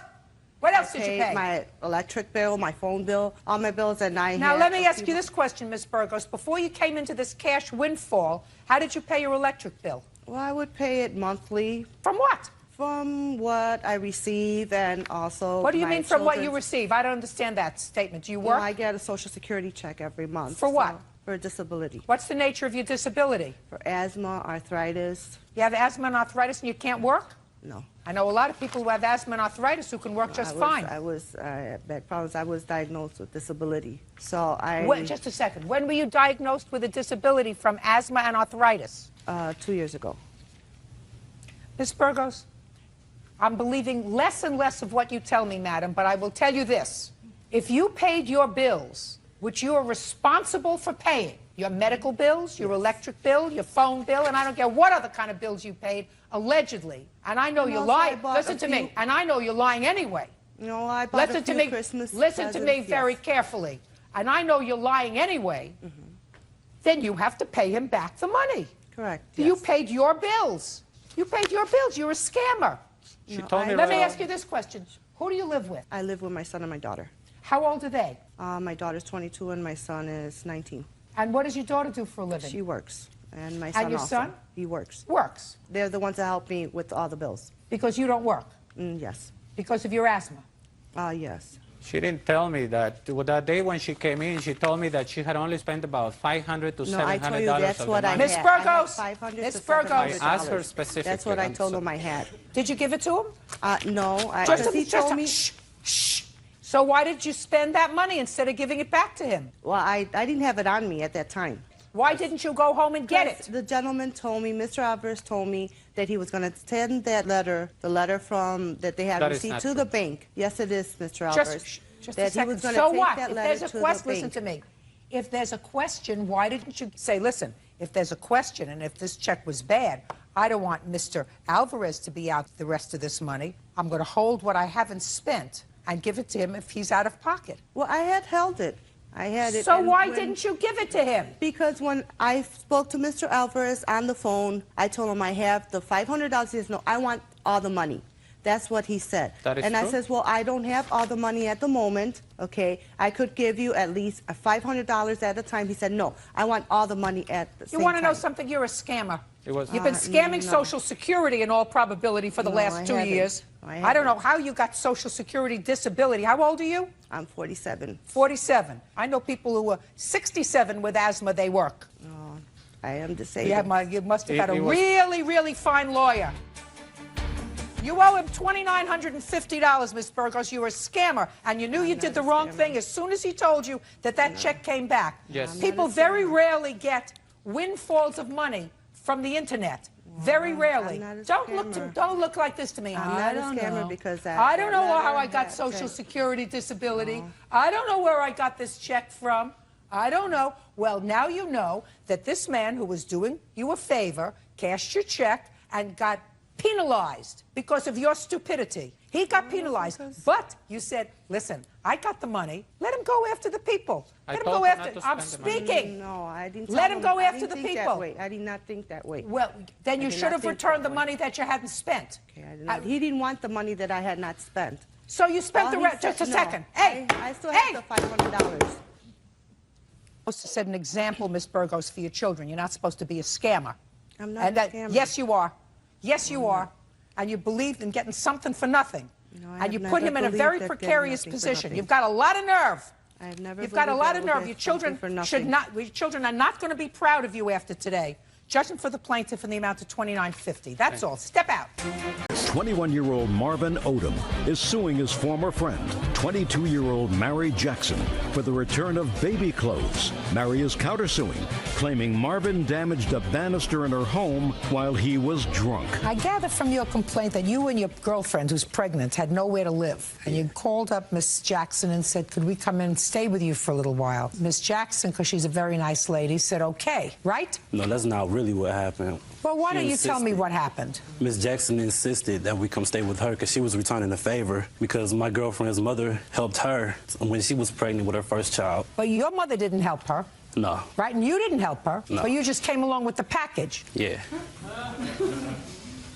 You and your pregnant girlfriend moved in with the defendant because she was being a nice person. Well, yeah, you could say that. Jim. I did say that. And things didn't work out. Right. Miss Jackson said things didn't work out because you got into argument with your girlfriend, you broke the banister in her house, then you got drunk, you fell down the stairs, you had to be taken to the hospital. Is any of that true, sir? Not really. Did you go to the hospital? Yes, I was hospitalized. Did you go to the hospital because you fell down the stairs? Yes. Was it the same stairs that had a broken banister from a couple of days before? Yes. And how did the banister get broken a couple of days before? Look at me. Don't look down here. That I couldn't even tell you. All I have to say is that by the time I was in the hospital to the time I got out, I'm not hearing about the banister thing until we just filed a small claims court. In any event, at that point, when he went to the hospital, according to you, that was the time when you said, time to go. Yeah. That's when she told you she wanted you out, when you went to the hospital? No, Your Honor. When did she tell you she wanted you to go? The first thing, she did not tell us we needed to go. We left because her and her boyfriend were arguing like the day I got out the hospital. I came back to the house. I stayed with my mother for like a total of 5 days. Well, the day we came back, they got into an argument, which then she called the police on him. By that time, they were throwing things around, you know. We were like, you know, this is crazy. Like, you know, we're friends and all, but we don't really want to, you know, budge in on them while this is going on, like, every day, constantly, her and him fighting. So you say you moved out because they were fighting? Yeah, she as actually opposed to wanted you us. fighting. Now, when you were in the hospital, where was your girlfriend staying? She was with my mother. She left? No, she never left. She stayed with me. She came and she took showers at my house.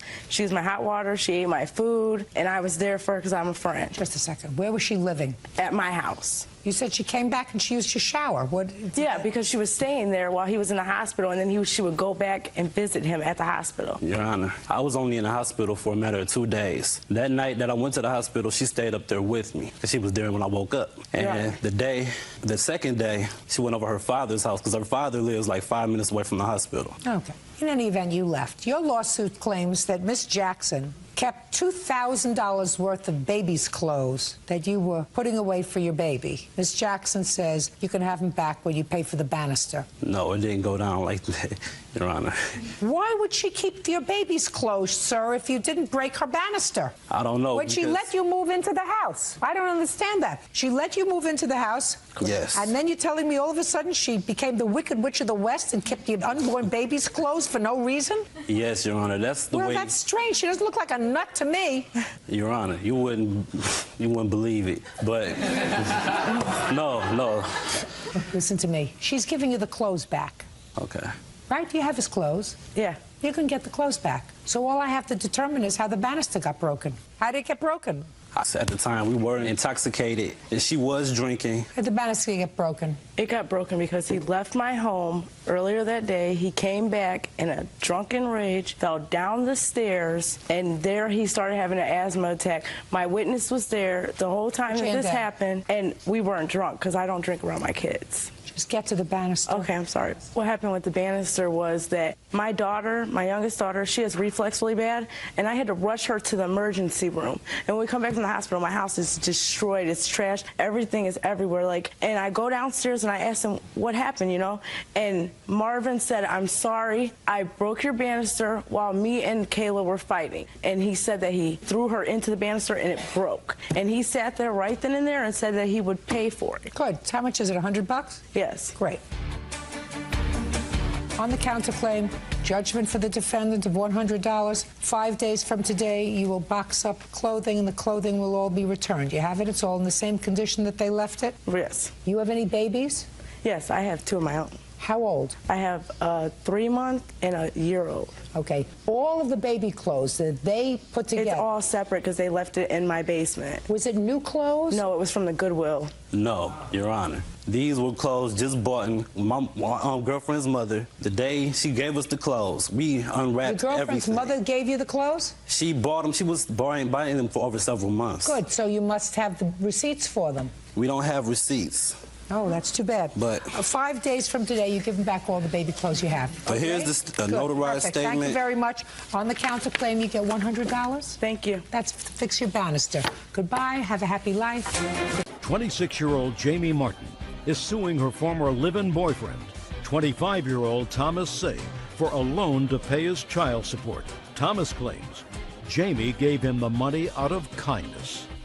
Miss Martin, according to what I read, you met the defendant on the internet. You started dating him. He needed some money because he was behind in his child support. You made a loan to him for his child support, and he has to pay you back. Correct. Mr. Say acknowledges or says that you gave him money to pay off his child support obligation, but that it was a gift and a nice gesture. That's your defense. Yes, ma'am. Okay. When did you meet him? In August of last year. And when did he tell you he had a problem with his child support? Probably around October. Had he borrowed money before that? No, but he was living in my house. He was? Yes. When did he move in? Probably in September. Met him in August, moved in September. Yeah, bad choice. Bad choice, very bad choice. You work? I'm a part-time cashier. What do you do for the rest of the time? Oh, nothing. I'm trying to go full-time. How do you support yourself? With my job. As a part-time cashier, who pays your rent? I have a mortgage. I pay myself. What's your mortgage? $530. Do you have any other source of income? I sold a house in Florida. I still have a little bit of money left from that. You're living in California? No, South Carolina. What prompted you to move from Florida to South Carolina? My parents moved up there and they gave me some land. Parents subsidize you? Meaning? Give you money? No. How much do you make from being a part-time cashier? $8. Where did you get the $3,000 from that you loaned to him? When I sold my house in Florida, I had money in the bank that I was Show me saving. that you withdrew $3,000 and gave it to me.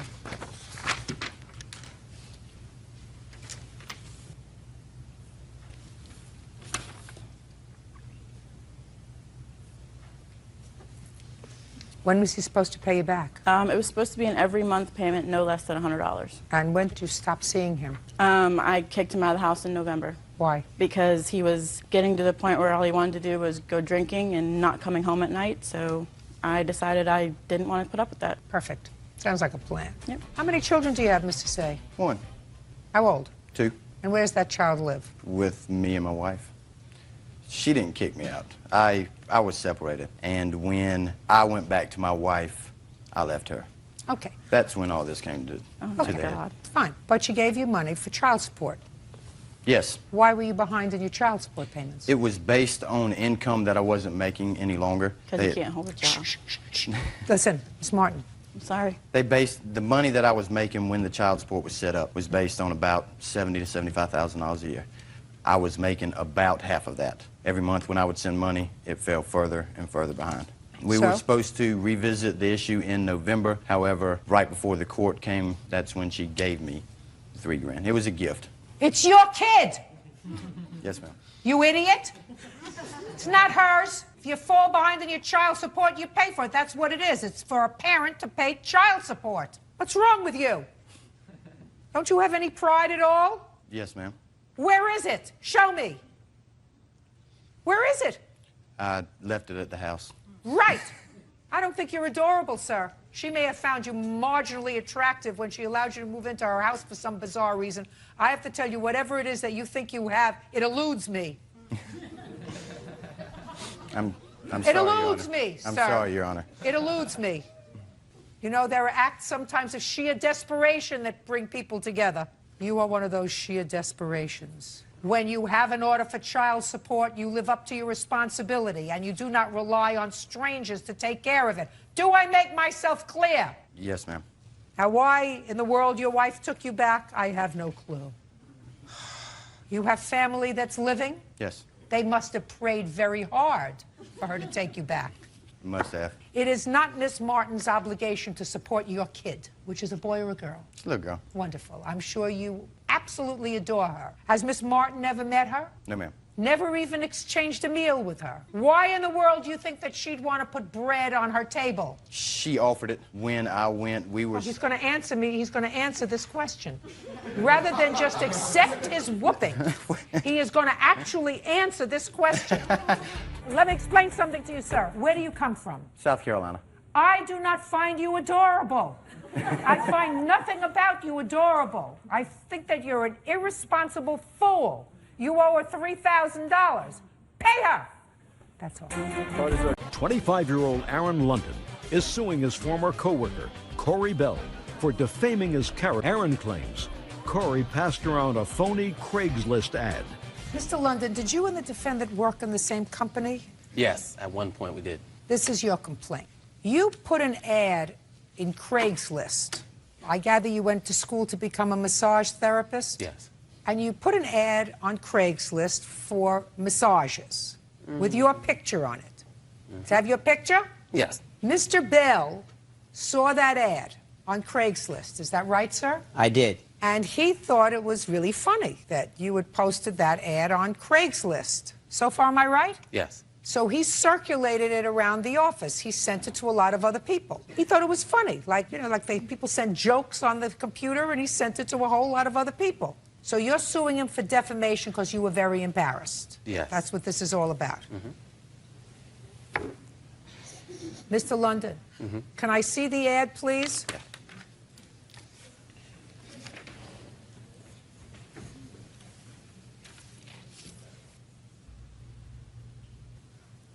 Okay. So this says, hello, ladies. Imagine casting your eyes upon this gorgeous whatever. It's got pictures of you, right? And it says, massage for big, beautiful women. Reply to personals, it looks like a number at Craigslist.org. And when people reply to this personal, they get you. Is that right? Well, they get transferred to an email, yeah. But it's you. No, not in this particular case. There's a little bit more to the story that hasn't been revealed yet. Sir, all I want to know Yes. is, it comes back to you. Yes. Now, is this the same ad that you sent to other people? Yes. You didn't modify it in any way? No, didn't modify You didn't it. change it, you didn't add words, No, you didn't... no, I didn't. I just sent the link. You sent the link and you said, take a look at this. That's it. That's not a crime, Mr. London. That's not a crime. That's not a lawsuit. Yeah, there's a little bit more to it. Well, though. give me 30 seconds, sir. That's what happened. You put this Well- ad that you didn't want to be circulated among your No. office mates. He circulated it among your office mates. If you didn't want it out there, you shouldn't have printed it. Well, no, that actually isn't what happened. What happened is I work for the bank, and I also have a personal training and massage therapy business, like you said.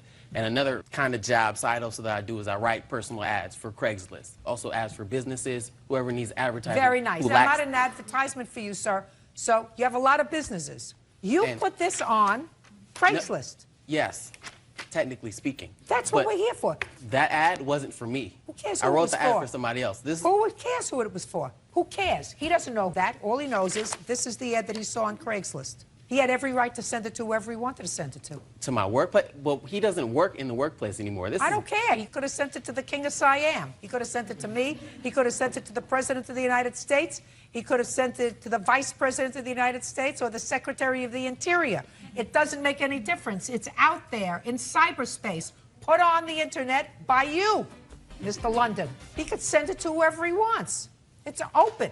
That's what it is. It's like sending an open letter. To send it to my job? For what? For Who laughs? cares? If you don't want to be embarrassed, you don't put embarrassing things on the internet, Mr. London.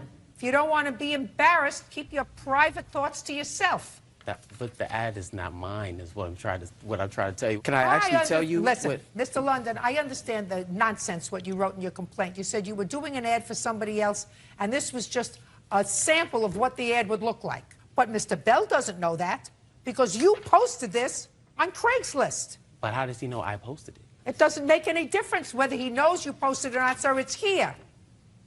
It's out there in the world. Just like he sees it, anybody else can see it. He can send it to whomever he wants to send it. The truth of the matter is, you did post it on Craigslist. Did somebody tie you down and take these pictures? No, those are sample pictures. Those are pictures that The pictures don't even match the ad, is what I'm trying to tell you. Oh, it's yes, not they even... do. Oh, yeah, listen, Mr. London, you can tell me whatever you want to tell me, sir. This may have aggravated you. It may have upset you. It's a very good lesson. If you want to think privately, you go, I want to take it all in, and this is what I want to do. I want to keep these thoughts to myself. If you want to give massages to big, beautiful women, and that's what you're thinking about, and I'm going to see it, but I'm not going to write it in a letter to my mother or my sister or my boyfriend or my girlfriend. I'm going to keep it to myself. Once you type it in the machine and you write send, it's over. It's out there. It's in Mexico and Burma and Jersey and Brooklyn. It's all over the place. And you can't complain about it if somebody says, this is really funny. I want to send it to everybody that I know who knows this jerk who posted this on Craigslist. So, Mr. London, grow up. You want to keep things to yourself? You want to talk into your pillow. Don't talk into your computer. Case is dismissed. Alan and Terry Voss Nunez are suing Melissa Moley for the value of a pool table and bedroom set they sold her. The couple claims Melissa ultimately canceled her check. Mr. and Mrs. Voss Nunez, you sold the defendant your home. Yes. And when you sold her your home, she also purchased a bedroom set and a pool table, independent of the purchase price of the home. I assume after the closing you moved out and she stopped payment on the check. That is correct, Your Honor. You want the money for the bedroom set Absolutely. and the pool table. Mrs. Moley says that the pool table was misrepresented to her as a slate pool table, and it's not a slate pool table. It's something called Slatron, and she's not paying for it. Was there a separate bill of sale for the furniture? No, Your Honor. And did the contract for the sale of the house provide anything about furniture? No, Your Honor. Miss Moley, how many times did you see the house before you purchased it? A few times. Well, what's a few? A couple is two. A few is more than two. Yes. Usually more than three. Yes, few. Let's pause for a moment, and I want you to think how many times you were in the house before the closing. 3 times. Is that correct? That is correct, Your Honor. Very good. And on each of the 3 occasions, did you see the bedroom set? I believe I did. And on each of the 3 occasions, did you see the pool table? Yes, I walked past it. When you came to the house, did you come alone? I came at different times, once with the real estate agent, once by myself, once my husband met me there. Okay. When your husband met you there, it would only be natural for you to show him the bedroom set and the pool table. We weren't looking at the bedroom set and the pool table. We were looking at the house. I said it would only be natural to show him the bedroom set and the pool table if you were interested in buying it. We weren't interested in buying it until after he had come. We had asked them later on if they were going to be selling any of the furniture. Then I assume that your husband saw the bedroom set and Yes, the he pool did. table. So just answer my questions. Let's not play with each other. And I assume that when you went home with your husband, you discussed whether or not you would buy any of the furniture. That would be a logical thing to do. Yes. And both you and your husband decided that if they were prepared to sell the bedroom set and the pool table, you were interested in purchasing it. I decided that, yes. You decided that independently of your husband? Yes, I did. You felt as if you had the expertise to do that all by yourself? Expertise as far as what? I just decided I was going to buy it. And you made that decision yourself. How old are you? 39. What kind of work do you do? I stay home with the kids. And your husband? He works for Verizon. And who makes the financial decisions in the house? I do. Okay. Now, on what date did you make this arrangement to sell the furniture, the pool table and the bedroom In set? mid-January, after the contract and the approval to purchase my home, Ms. Moley had sent a piece of paper explaining she had interest in the bedroom set. May I and the see the pool piece of table. paper? Do you have it? And then on... You don't have the piece of paper. On No, I don't, Your 2/28, Honor. she wrote a check. Can I see it, please? Yes. That would be February 28th. Yes, ma'am. But prior to that, on 2/18, she did come to the house the first time initially to view the bedroom set and the pool table with her son, and we opened our home to her. Just one second. Yes? Miss Moley, did you write this out? Pool table, furniture? Yes. So this is your contract? Yes. You have no other written contract? No. Real cases, real people. Judge Judy. Alan and Terry Voss Nunez say they sold a bedroom set and a pool table to Melissa Moley. They claim that several days later, Melissa canceled her check. You paid him $900 for a pool table and furniture? Yes. Furniture that have his reference to as the bedroom set? Yes. Okay, and you canceled this check? Yes, and I gave them a new check for the $450. I tried to reach them by telephone. We went to closing on the 28th. On the 1st of March, I called Terry Voss Nunez on her cell phone, which she had given me. I left her a message stating that I was disappointed the pool table was not slate, like she had told me. She didn't call me back until 8 days later. So I attempted to reach them, couldn't get them. 8 days later. Miss Moley, listen to me. You are responsible for this. This is your contract. Absent another writing, this is your contract. You agreed to purchase a slate pool from table. them. No, it doesn't say slate pool table. It says pool table. It doesn't say new. It doesn't say 2004. It doesn't say green. It doesn't say. It says pool table and furniture from them for $900. This forms your contract. And when you buy secondhand furniture, if you want to be specific, you can either do one of two things. You can have an expert come and look at it before you purchase it. That you can do. Who are you? I'm her brother, Your Honor. Did you look at it before she purchased it? She had called me on the phone. May I stand up? Sure. She had called me on the phone, and she asked me that they're selling the pool table. I said, if it's slate, she says $450. I said, if it's slate, it's a score, buy it. If it's flake board, do not buy it. The humidity in New York will destroy it. It's no good. It's not worth anything. Well, why didn't you come and look at it? Because I live a distance away, and she was making that decision immediately, and I told her, do not buy it. She called them up. To confirm it, is it slate? Listen to me. Sit down. You weren't there when she called them? You can't report on anything that she said. She told me it was slate when I asked her. Prior to giving her the check, I said, is it slate or is it wood? She told me it was slate. She told me the difference between slate board and wood. The balls don't bounce, the wood won't warp. It's slate. I didn't go looking under the table. Did you have a discussion with them about that? Melissa called me on the telephone after I gave her the $900 quote for the furniture, and she asked me if the pool table was slate. I told her I didn't know. However, I do think that it's Slatron. In any event, there was no discussion, and there's certainly no indication in any contract that $450 of this $900 is ascribed to the pool table. The fact that you decided that the bedroom furniture is worth $450. I didn't decide that. They told me the breakdown. There was $450 for the table, $450 for the furniture. Then you should she have told put me it it was in slate. the contract. Your Honor, may I? First of all, I don't believe that. I believe that what happened is they said, how much do you want for the pool table and for the furniture? And they said $900, or whatever they said, and you agreed on $900. In any event, you had no right to do this. When you buy secondhand items, it's up to you. It's a buyer beware. You have to make a judgment. And you had an opportunity to bring an expert in to look at the furniture. You had an opportunity to have your brother come down to take a look at it. But you gave them a check, and this is your contract. And your contract is to purchase a pool table and furniture. That's what you bought. Your you Honor, can't. I'm sorry. She was tricked. She Listen was to duped. me, sir. Tricked. Yes, I was. I was told it was slate, and it's not. And Mr. Voss Nunez wasn't there. Listen to me. Listen to me. Neither was he. And what your brother said to you was, listen, if they're selling you, if they're dumb enough to sell you a slate pool table for $450, it's a score. No, to quote that's his, true. That's exactly what he just He said did to say me. that, but it costs money. I'm speaking. That's what he said. He said, sis, if they're willing to sell you a slate pool table for $450, these idiots. It's a score. It's a steal.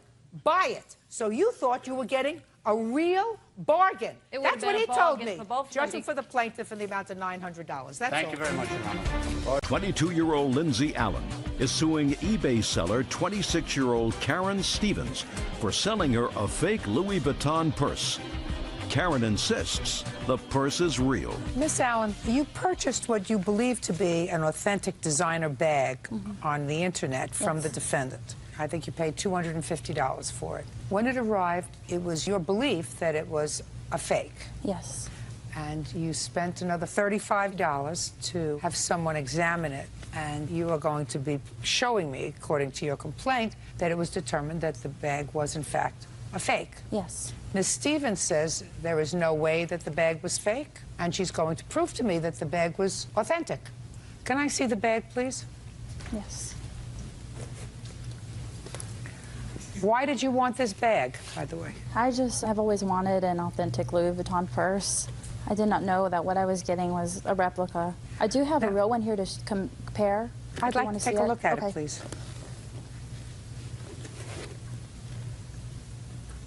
The serial number on the authentic one is underneath the pouch. This pouch? Yeah, the interior pouch, right underneath it. Oh, you would never know that unless you looked very carefully. And there's no serial number on the replica as well. As you can see also, the stitching is uneven. In authentic Louis Vuitton purses, the stitching is usually close to perfect. There are several things that are different. Yes. There is no authentication on the lock, and there is an authentication on the lock on this one. Have you ever examined a real one as compared to this one? Yes. Okay. Ms. Stevens, what do you do for a living? I'm a stay-at-home mom, and I sell on eBay. Where did you get this bag from? My mom. Where did she get it from? A good friend of hers. It was actually a gift. Well, it's a fake. I don't believe that it is. Yeah, it is. Sure it is. Would you send it back to her? She's going to look at several things. First of all, she's going to look at the piping. She's going to look at the serial numbers inside. She's going to look at the lock. First, take a look at the lock on both. Take a look at the lock on the real one. Turn it over. One also has a serial number on the bottom. The one that you sold her does not. Yes. Now open up the real one. Open up the flap, and you'll see a serial number underneath the flap. See the serial number? Yes. Open up yours.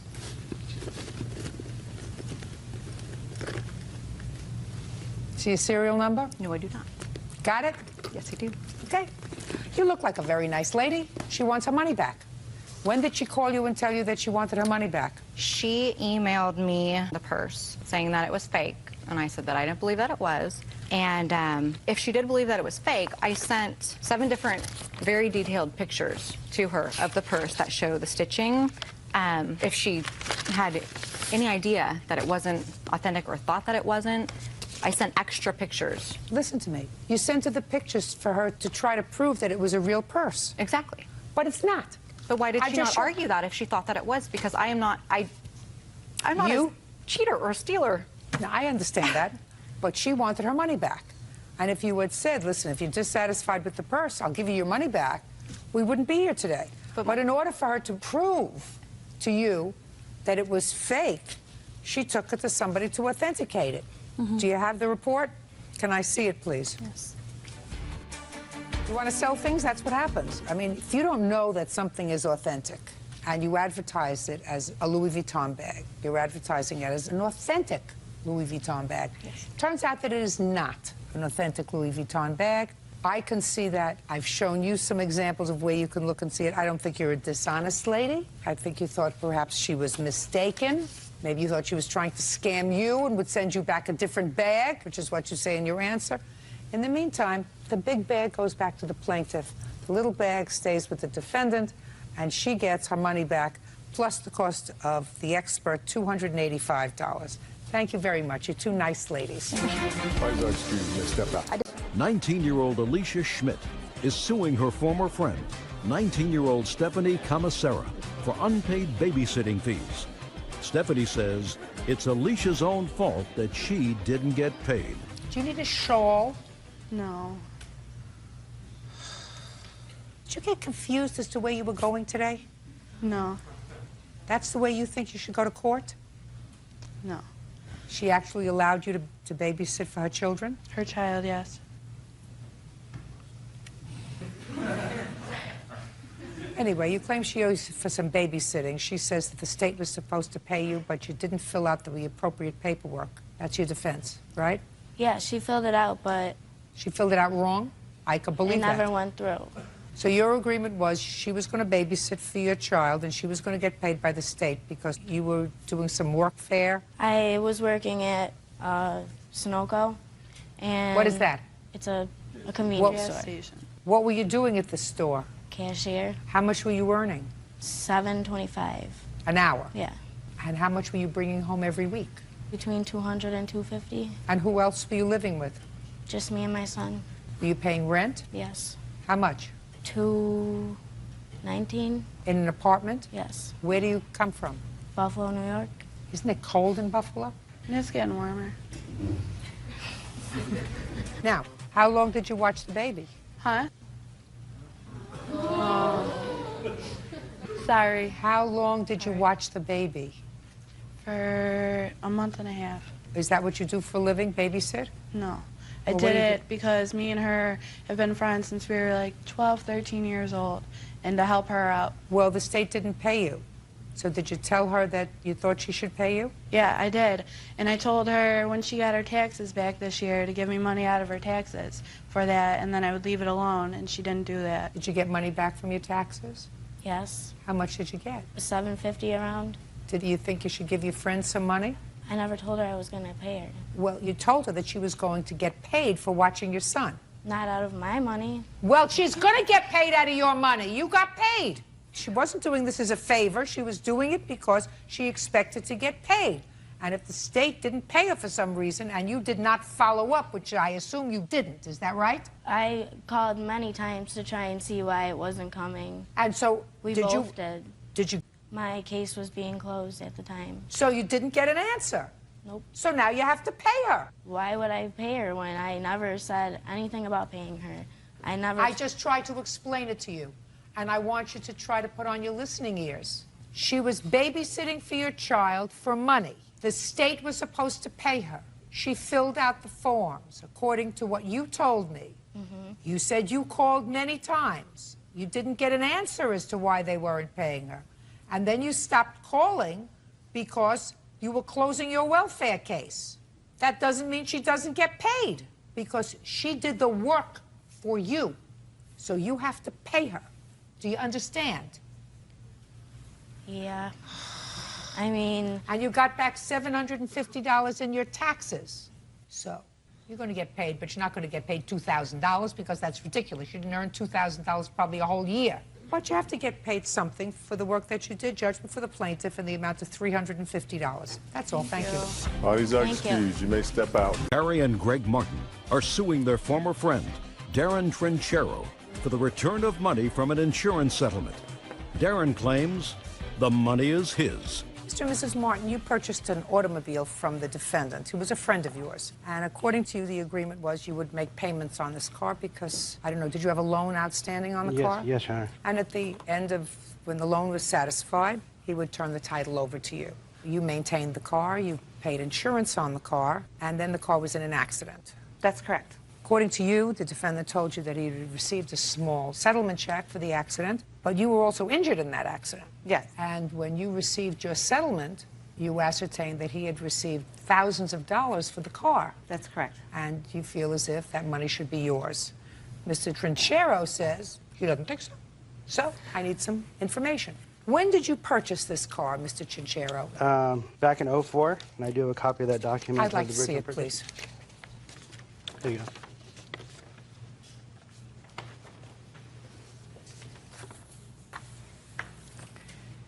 You purchased this car September 14th, 2004. Yes, ma'am. And you paid $6,500. Yes, ma'am. When did you purchase the car from Mr. Trinchero? In March 2005. When in March? March 3rd. So, Mr. Trinchero, you had the car for 5 months. Yes, ma'am.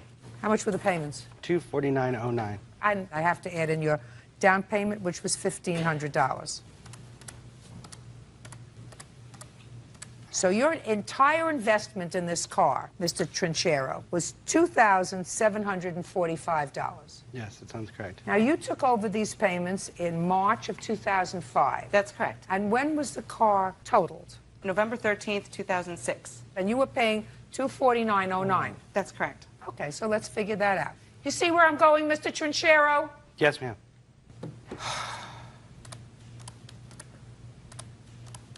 So they invested in the car $5,229. Right. Now, how much of a check did you get for the car, sir, when the car was totaled? The value of the car check was $4,900, which I have a copy of here. Let me see it. There you go.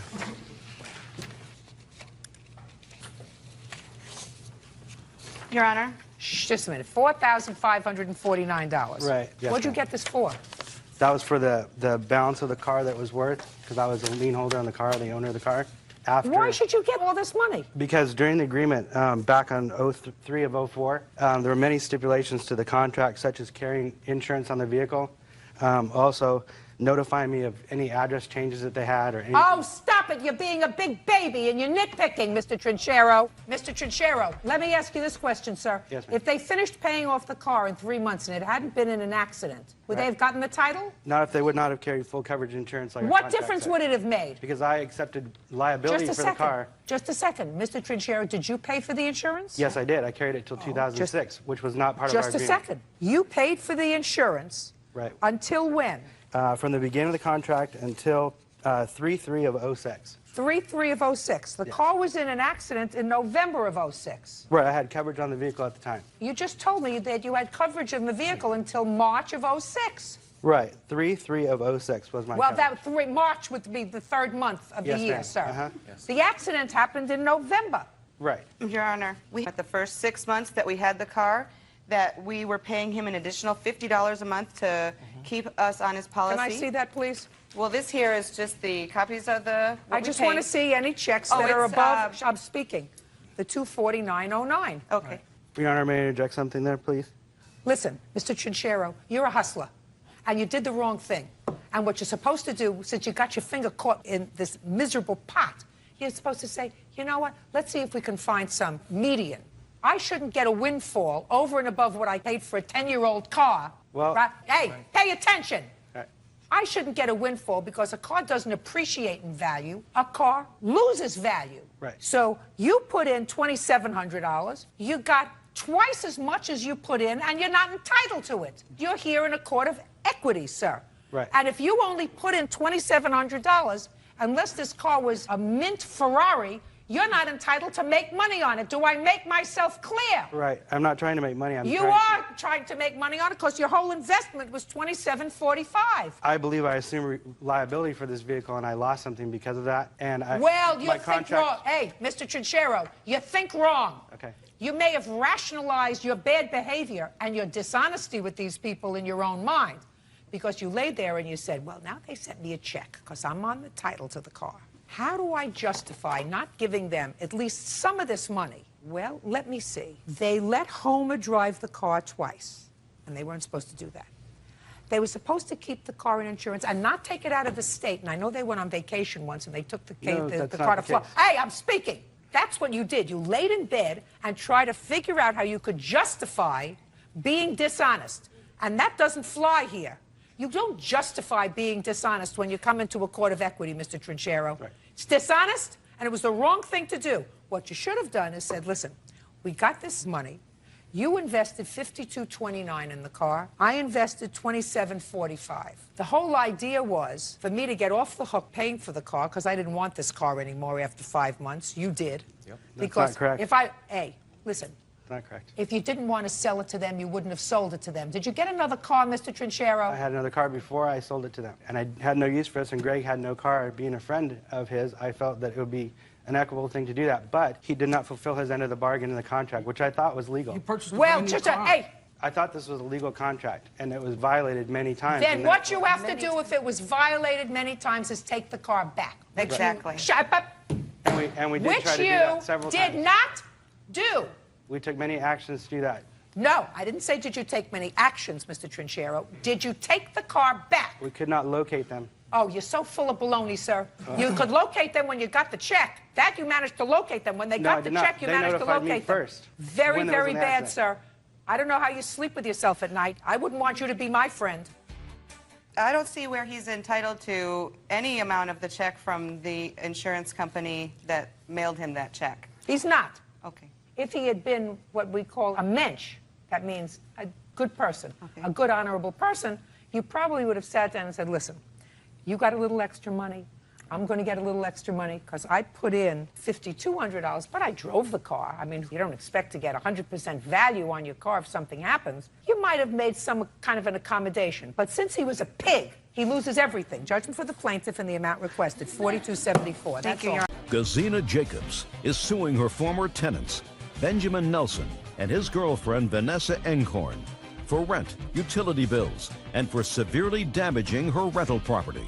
Ms. Jacobs, you rented a unit that you had, apartment, Yes. to the defendants. They were referred to you by a neighbor. According to your complaint, you had to evict them. They owed you rent. You want your rent. You want the damage that they did to your apartment, which you say was substantial.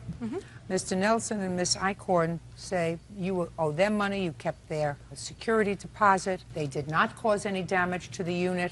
They were current in their rent until you shut off their electricity and their power, and they have a counterclaim. What kind of work do you do, Mr. Nelson? I'm a handyman, mechanic, painter. I do a lot of things. Do you work for anybody or you work for yourself? I work for myself. And what do you do? I'm a hostess. It's just the two of you in the unit? And how much was the rent? $960 a month, plus electric and gas. Which you were supposed to pay for yourself. Yes. When did you move in?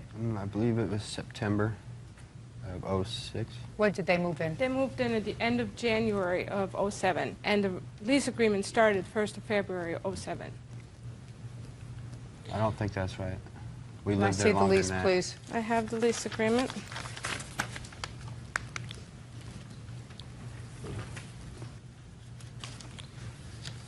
Are you on any prescribed medication, Mr. Nelson? No. You moved in February of '07, sir, not in September of '06. Okay. So, first let's start with the question of utilities. According to your answer, you say she agreed to rent us the unit and we signed the lease for $960 a month, including utilities. Now you say you were supposed to pay your own utilities. Electric and gas, yes. You were supposed to pay your own utilities. Did you put them in your name? Right before we got evicted. We had to. What do you mean eventually you had to? You had to when you moved in February. Well, they were in her name up until then because it was part of the agreement that our utilities would be included in the $960 rent. Not according to him. According to this evidence in these papers, that's what it was. It was in her name for a long time. Well, it was, of course. It had to be in somebody's name. Yes, and until she got it, she turned it off without notice. Just a second. Were you supposed to pay the utilities? Yes. Why didn't you put the utilities in your name starting in February? Because that wasn't part of the agreement that we had. Of course it was. We didn't have the money at the time. That may be an answer. So we agreed to do it when we had the money. Yeah. Just a second. When did you have the money? I believe April or May. By April, she had already turned off the utilities. That's when we got it in our name. Because you didn't pay them. When did you move out? We moved out around the beginning of June, around June 10th. June 9th was our last day. So you owe her rent for February, March, April, May, and June. 5 months. No, that is not true. We've paid her up until like the last 2 months before we moved out. I'm telling you that's what you owe her. Okay. Show me that you paid 5 months' rent. If you didn't give her rent for 5 months, tell me when you stopped paying her rent. I always brought her cash. I stopped paying her rent on about end of April. I stopped paying rent because I didn't have the money because I lost my job. All right, fine. So far, you owe her $1,150 in rent, and you didn't pay the utilities for February, March, and April. I assume that they paid them in May because then they had to put them in their own name. At least you were off the hook. So how much did they owe you for utilities? Utilities is, I got the receipts right here, $767.69. Now, you have pictures of the damage to the apartment? I sure do. I'd like to take a look at it. There's several sets of pictures. I also have a list from the repair person and the checks that I did pay a person to repair the $4,000 worth of damages.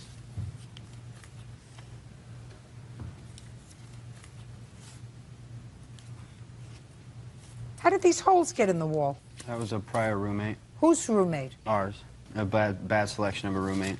Well, you owe her for this damage. Yes, I believe we do. We're responsible because... You are. it's It's your my roommate. Go after you. Go find your roommate. I'm putting in a small claim right now.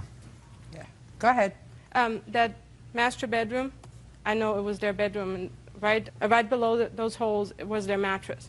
So, yeah, you can see her head there, Your right Honor, where he... that is untrue. She's made a lot of allegations about us, about him doing bad things to hurt me, a lot of why reason why those holes are in our walls. Is When from was the him last time beating the me. police were called to any residence where you have ever lived for domestic violence? Never. Just this once. If she'd called. Just a second.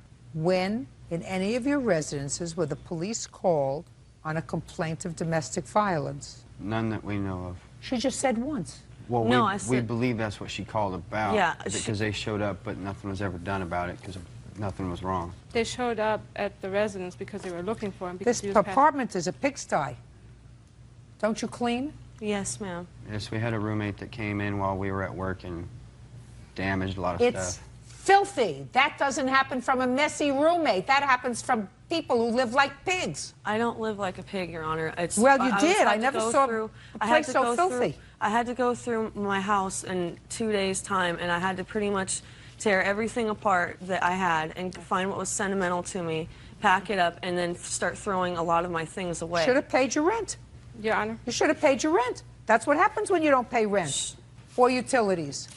We'd agreed to start paying it off. We'd actually started paying it off. And Listen, she's not your mother. I know. She's your landlord. The first thing that you did was you moved into the apartment. You were supposed to put the utilities in your name. You didn't.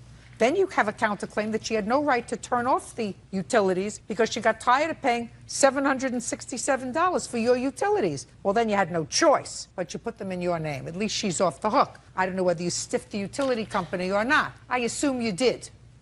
Now, then you leave an apartment like a pigsty and you blame it on a roommate.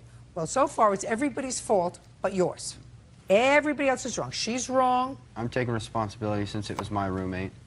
I really think it was your roommate, sir. We've had... I don't necessarily think it was your roommate. I don't believe necessarily it was your roommate just because you say it. Do you understand? Oh, I understand. Good. I'm glad you do. Okay, so far you owe her $19.17 just for your rent and the utilities. And that's the detailed list of what was repaired. Nothing was repaired, Your Honor, except for the holes in the walls, because I live right next to that place, and so does my neighbor, and she happens to walk by it, and she sees our things are still being used. A refrigerator that she said was damaged that we need to pay for to replace, still being used. It was like that before we moved That's a in. lie. Show them these pictures, please. The refrigerator was not repaired, and the refrigerator I'm not suing for. I'm just suing for the repairs Mr. Bean did on my rental unit. Your Honor, I was going through all these items. That's why it looks like a pigsty, like this. Hey, just take a look at the toilet. The toilet isn't going through the items. That toilet hasn't been cleaned, it looks like, in 6 months.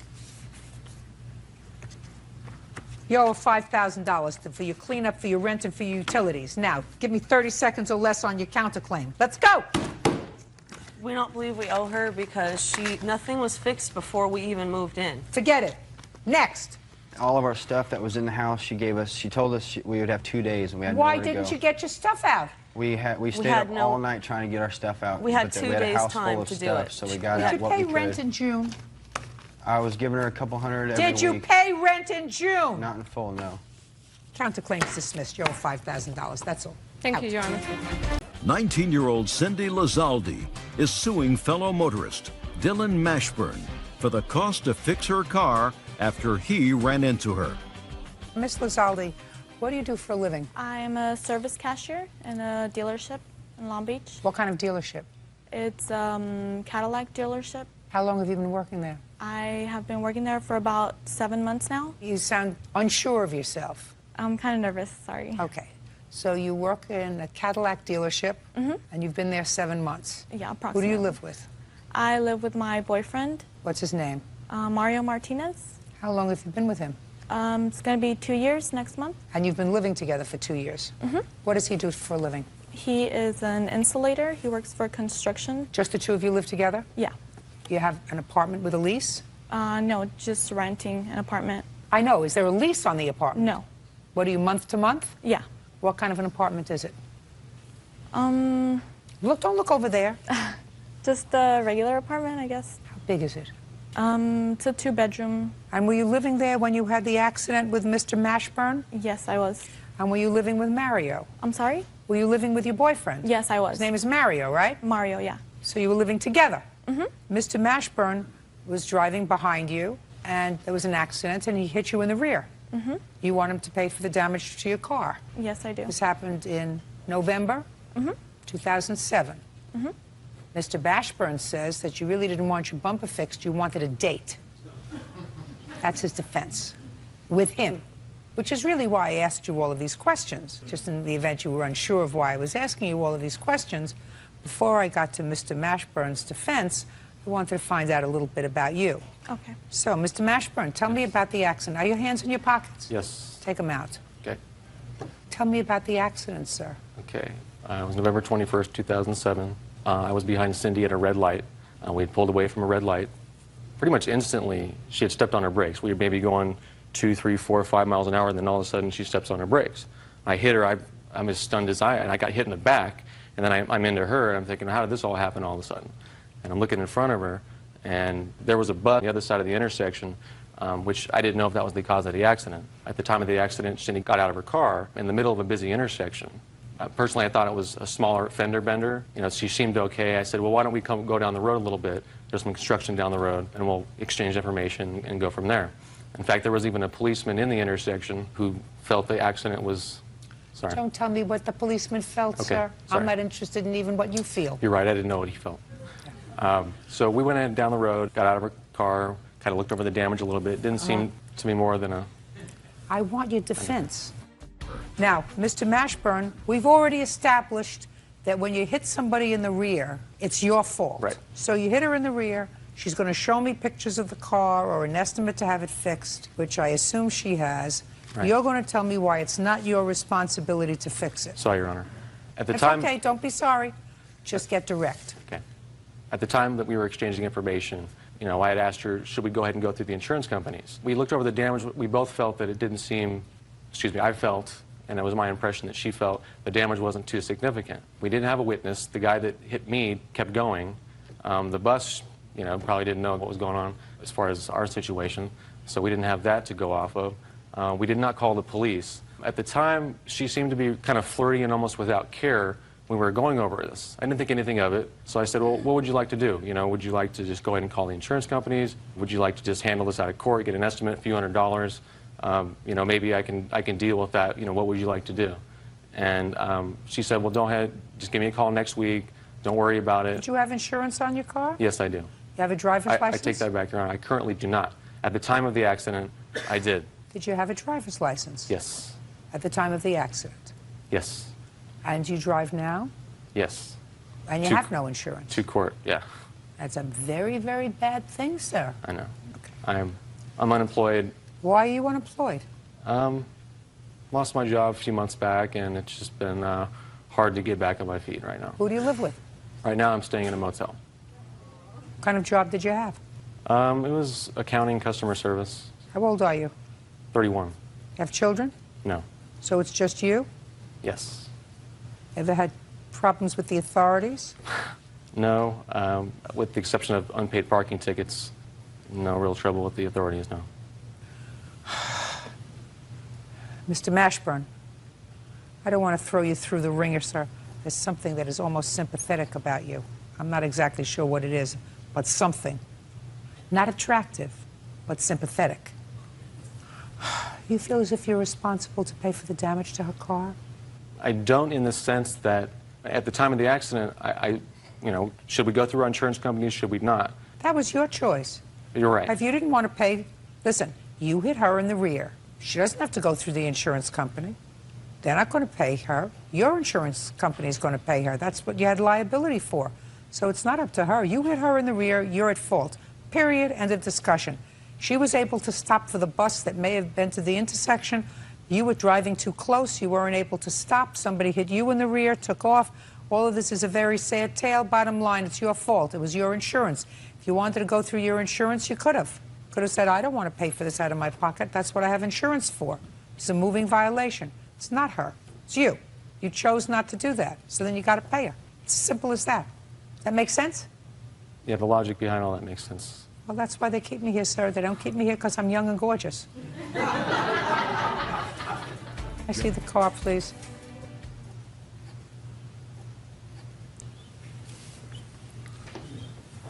Thank you.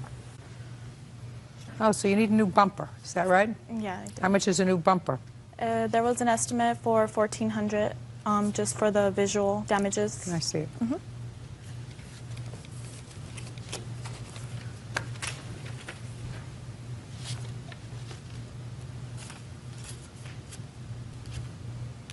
Okay.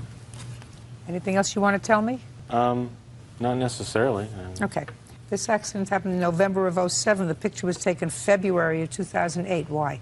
I didn't have a camera at that time. That's not a reason. Everybody has a camera. They have a cell phone with a camera. Half of the free world has a cell phone with a camera. Well, Why didn't you take the picture until February of '08? Well, I didn't need a reason to take pictures of. I didn't plan to take him on court because I thought he would, you know, commit to what he had promised me. Which was to pay for it. Mm-hmm. Judgment for the plaintiff in the amount of $1,400. That's all. Thank you. 19-year-old Lila Zamani is suing her ex-boyfriend, 21-year-old Logan Winborn, for an unpaid loan for bail and for urinating on her laptop while sleepwalking. Ms. Zamani, the defendant was your boyfriend. It is your claim that he owes you money for two things. First, that he damaged your laptop computer, and second, that you bailed him out of jail and he did not return the bail money to you, as agreed. Mr. Winborn says that he never agreed to return the bail money to you and that he did not damage the computer, right? Yeah. You do understand, Mr. Winborn, you're going to be at least partially sorry that you came here today. Right. You do understand that? Yeah, I understand that. I just like everybody to be prepared. You know, I don't like to ambush you. Real cases, real people. Judge Judy. Lila Zamani says ex-boyfriend Logan Winborn owes for a loan for bail money and the cost to replace a laptop computer. Let's deal with the easy things first, please. When did she bail you out of jail and for what? It was probably around 7 months ago. When? August 31st. Were you living together at the time? No, we weren't. For? Disorderly conduct. We got in an argument, and I went down to... The two of you got into an yeah. argument? The neighbors called the police. The police showed up. I was kind of throwing a fit in the street, and they took me to jail. What do you mean you were throwing a fit in the street? I was just kind of... I was stopping traffic and stuff. Were you on drugs? I was, yeah, I was drinking, so... Was this the first time you were arrested? No, I've been arrested a few times before. For what? For disorderly conduct, mostly. You drink or you use drugs? I used drugs, and I did drink. Okay. Did you call Miss Zamani from jail? Yes, I did. What did you say to her? I asked if she could bail me out. And she did? Mm-hmm. And how much did it cost you? $2,932. Did you go to court on the date that you were supposed to, Mr. Yes, I Winborn? did. Yeah. And was that case resolved? Yes, it was. All the charges were dropped. Did you get your bail back? Yes, I did. At that time... Just a second. I'll ask questions. Don't editorialize. Sure. Did you get it back in a check? Yeah, I got it back in a check. What did you do with it? I got my own place to stay. You weren't together to begin with at the time you called her for the bail. At that time, we were planning on moving in with each other. You weren't together with her at the time, according to you. Well, this is what kind of broke us up, is the money is what the arguments were beginning to be about. So we weren't together at the time that I got the money back. So why didn't you give her the money? It wasn't your money, it was hers. Because I was planning on moving in, and that didn't happen because Do you understand why you're going to get a little bit humiliated here today, sir? Yeah. You understand? Because you're going to give me an answer and you're going to sound like a moron. A big-time moron. Do you want me to continue with the story? No. No? Okay. So I am to understand that she paid your bail, almost $3,000. Mm-hmm. You resolved your case, you got a check for the bail, and you didn't give her the money. No, I didn't. Well, I'm waiting for an excuse that Bird can understand. Well, the check did come back in my name, although that's not an excuse. But I need a place to live. I'd rather be in jail than to be Go to a shelter. homeless. You know what I mean? Go to a shelter. Shelter. Yeah, go to a shelter. How old are you? 21. 21. You have parents? Yeah, they live down Southern California. So. I don't care where they live. You have parents. Do they hate you? Not extremely. Not extremely. That's an answer. Not extremely. Do you have siblings? Yes, I do. How old are they? 32 and 23. Do they hate you? No, they don't. So you have options. Your options aren't to steal from Miss Zamani. That's not an option. The money was hers. She laid it out. She was to get it back. So far we have $2,932. Now you can tell me about this nonsense about the computer. Well, I woke up one morning. What morning? A week before May 14th, and the computer was drenched in a liquid, and Logan had spent the night, and I had to let it air dry for a few days, and I took it to a computer shop, and they said it would cost more to fix the computer than to buy a new one. Well, so how do you know he did it? He has a history of watering things in his sleep. What do you mean watering things? You mean he urinates on things? Okay. Mr. Manny, listen to me. If this happened in May and you were still looking at him in August, that's your problem. I mean, if you say that he has a history because he uses drugs, abuses alcohol, so he doesn't know what he's doing, and he waters the world while he's under the influence, you stayed with him. It's almost like assumption of risk. But he owes you for bail. That he owes you for. Anything else you want to say to me, Mr. Winborn? I've only really watered tomato plants and trees. Mr. Winborn, I don't find you amusing. I think that there's a reason your parents don't like you. I have enough children. I have enough children. I always love them. Sometimes I like them more than other times, right? I don't like you at all. So I'm really quite sympathetic with your parents because they probably invested a great deal of time and effort in you. And look what they got. Judgment for the plaintiff and that's all. Out!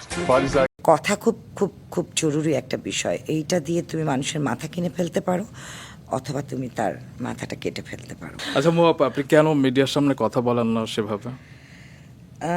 সত্যি কথাই বলতে চেষ্টা করছি এখন। আমি আসলে ভয় পাই কথা বলতে, আর এখনকার সময় ভয় পাওয়াটা তো আমার মনে হয় না খুব ভুল কিছু করি। তুমি দেখো না, কথা বলাটা তো এখন আসলে অন্যায় হয়ে যাচ্ছে। তুমি কি বলছো সেটা কি সত্যি সবাই শুনছে তুমি মনে করো? তুমি নিজেও তো আমাকে যখন পরিচয় করিয়ে দিলে এসব কিছু বিষয় নিয়েই কথা বললে। কথাটা কি সত্যি তুমি কতটুকু বলছো বা কি বলছো, কেন বলছো, পুরোটা কি মানুষে শুনে? আমার মনে হয় না। তাদের মনের মতন করে তারা বানিয়ে ফেলে। প্রথমত আমি ছোটবেলা থেকেই কথা বলতে ভয় পেতাম, তার কারণ হলো আমি শুনতাম যে আমার গলাটা একটু অন্যরকম, এটা একটা কারণ। দ্বিতীয়ত আস্তে আস্তে যখন বড় হলাম তখন আমি ওটা কেটে গেল। এখন যে যুগে আমরা চলছি, সত্যি তো ভয়ঙ্কর কথা বলা। কি করে তোমরা বলছো কথা কেন বলেন না? না বলাই তো ভালো, চুপ করে থাকাটা ভালো না? শুনতে খুব খারাপ লাগলেও কথাগুলো সত্যি আপনি যা বললেন। তবে জাহিদ ভাইয়ের পর্ব প্রচারের পর আপনি আমাকে ফোন করেছিলেন এবং এমন সব সুন্দর সুন্দর কথা বলেছিলেন, ওই প্রত্যেকটা শব্দ ছিল আমার জন্য এক একটা অ্যাওয়ার্ড। আপনার কেমন লেগেছিল সেই পর্বটা? আমার ভালো লেগেছে। আমি খুব ঠান্ডা মাথায় বসে দেখেছিলাম। তখন অবশ্য এত আশপাশের গল্প শুরু হয়নি। আমি একদিন আমাকে জাহিদ পাঠালো এটা, তো আমি সারাদিনের ব্যস্ততার মধ্যে না, আমি রাতেবেলায় ঠান্ডা মাথায় বসে বসে ওটা বসে শুনলাম কথাগুলো। সাধারণত আমি নিজেও মনে করি যে আমাদের আসলে স্ক্রিনের সামনে কথা বলা একটু সচেতনভাবেই কথা বলা উচিত। তো অনেক সময় অনেকগুলো কথাই দেখলাম অনেক সুন্দরভাবেই উত্তর দিয়েছে দুজনেই। তুমি প্রশ্নগুলো খুব সুন্দর করেছো জাহিদকে, এবং ভালো লেগেছে আমার। ভালো লাগার পরেই আমি পরের দিন তোমাকে ফোন করে বললাম ভালো লেগেছে। ইনফ্যাক্ট আমি ওই রাতেই তোমাকে মেসেজ করেছিলাম যে রোমান খুব ভালো হয়েছে। হ্যাঁ, এবং আপনার একটা কথা আমি মনে রেখেছি যে মানুষকে কথা দিয়েও কেনা যায়, আবার মানুষকে কথা দিয়ে আসলে মানুষের মাথা কেটে ফেলা যায়। এটা আমি বিশ্বাস করি এবং আমি এই স্ট্র্যাটেজিতেই চলতে পছন্দ করি। কারণ আমি যেভাবে বড় হয়েছি, যে এই পরিবেশে বিশেষ করে, এটা বোধহয় আমার বাবা মাই বলতেন দুজন, যে কথা খুব খুব খুব জরুরি একটা বিষয়। এইটা দিয়ে তুমি মানুষের মাথা কিনে ফেলতে পারো অথবা তুমি তার মাথাটা কেটে ফেলতে পারো। কিছুদিন আগে আপনি জারিফকে নিয়ে একটি ছবি দিয়েছিলেন। জারিফকে আপনি আদর করছেন, একটা মা তার সন্তানকে আদর করছে, অ্যাফেকশন দেখাচ্ছে, এবং সেটি নিয়েও কিছু কুরুচিপূর্ণ মানুষ অনেক কিছু লিখেছে, ট্রল করেছে। আপনার কি তাদের দেখে করুণা হয় নাকি আফসোস হয়?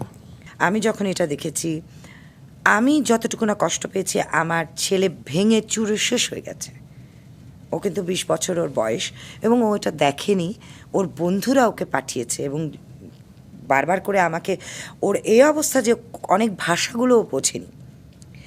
ও এতটা, আমার বাচ্চারা কিন্তু আমার সাথে খুব ফ্রি, কিন্তু ও এতটা লজ্জা পেয়েছে যে ও একটা বাথরুম থেকে বসেও আমাকে টেক্সট করে আমাকে এটা পাঠাচ্ছে আর বলছে, মা এটা কি, এরা কারা এই ধরনের কথা লিখছে এবং কেন, আম্মা আমরা কি কিছু করতে পারি না? এবং যখন আমি ওকে বের করে নিয়ে এসেছি বাথরুম থেকে, আমি দেখছি যে ও একদম কান্নায় ভেঙে গিয়ে আমাকে জড়িয়ে ধরে কাঁদছে। আমি ওকে বোঝাতে চেষ্টা করছি, কিন্তু ও একটাই কথা বলছে, মা তোমাকে নিয়ে কথা বলেছে, তোমাকে একলা নিয়ে বলেছে, আমাকে আমার মাকে নিয়ে কথা বলছে। মা ওদের কি মা নাই? আমি কি উত্তর দেবো রুম্মান ওকে? যারা এই ধরনের কথা বলে, আসলে যারা এই ধরনের কথা লিখে, আপনারা কি একজন মায়ের চোখে পানিটা দেখতে পাচ্ছেন? কারণ একজন মা, তাকে নিয়ে যা ইচ্ছা বলা যায় এবং সে সেগুলো হজম করে নিতে পারে, কিন্তু যখন তার সন্তানকে নিয়ে বলে, মায়ের এই চোখের অশ্রু কিন্তু আসলে অনেকের জন্য হয়তো বদদোয়া হয়ে আসবে। কি বলেন আপনি? আমি নিজেও তখন কতগুলো জিনিস নিয়ে খুব অবাক হয়েছি, এবং এত কথা, মানে আমি আসলেই অনেক কিছু আমি নিজেই নিতে পারিনি। আর আমার তখন মনে হচ্ছিল কি আমি কাকে মানে কোথায় এগুলো বন্ধ করব, কিন্তু ওরও তো কিছু বন্ধু বান্ধব আছে, ওকেও পাঠাচ্ছে, সবগুলোর ভাষাও বুঝতে পারছে না। মানে দিয়ে ও আমাকে যে ধরনের প্রশ্ন করছিল, আমি সেই প্রশ্নগুলোর উত্তর দিতে পারছি না। আমি অনেক চেষ্টা করেছি, তখন বলছে, মা তোমাকে একা নিয়ে বলেছে, এখানে তো আমার মাকে নিয়ে বলছে। তখন একটা কথা আমি বোঝানোর চেষ্টা করলাম, বাবা সবার মা আর তোমার মা তো এক না। একটা জিনিস আমার আজকে খুব মনে পড়ছে, আমি যখন অল্প বয়সে আমার স্কুলে পড়েছি, আমার কিছু টিচারদের কথাও আমার আজকে মনে পড়ছে। আমার একটা বাংলা টিচার ছিলেন, মিসেস বিলকিস, একটা কবিতা পড়িয়েছিলেন, পাছে লোকে কিছু বলে। আমরা সবাই পড়েছি, তুমিও হয়তো পড়েছো কবিতাটা। মানে এখন যেটার মূল্য বুঝতে পারছি, তখন টিচার বুঝে বলেছিলেন যে পাছে লোকে সব সময় তোমাকে নিয়ে কথা বলবে। তো এখন যেটা আসলে বুঝতে পারছি যে কিছু মানুষ আছে কিন্তু সবসময় তোমাকে নিয়ে কথা বলবে। তো ওটা আমরা বুঝলেও অনেক সময় আমাদের বাচ্চাদের যে বয়স এখন চলছে, সেটা তারা বোঝার চেষ্টা করছে না বা বুঝতে পারছে না। হয়তো তারা যখন বুঝবে, সেটার এই হয়তো ওই মূল্যটাই আর থাকবে না।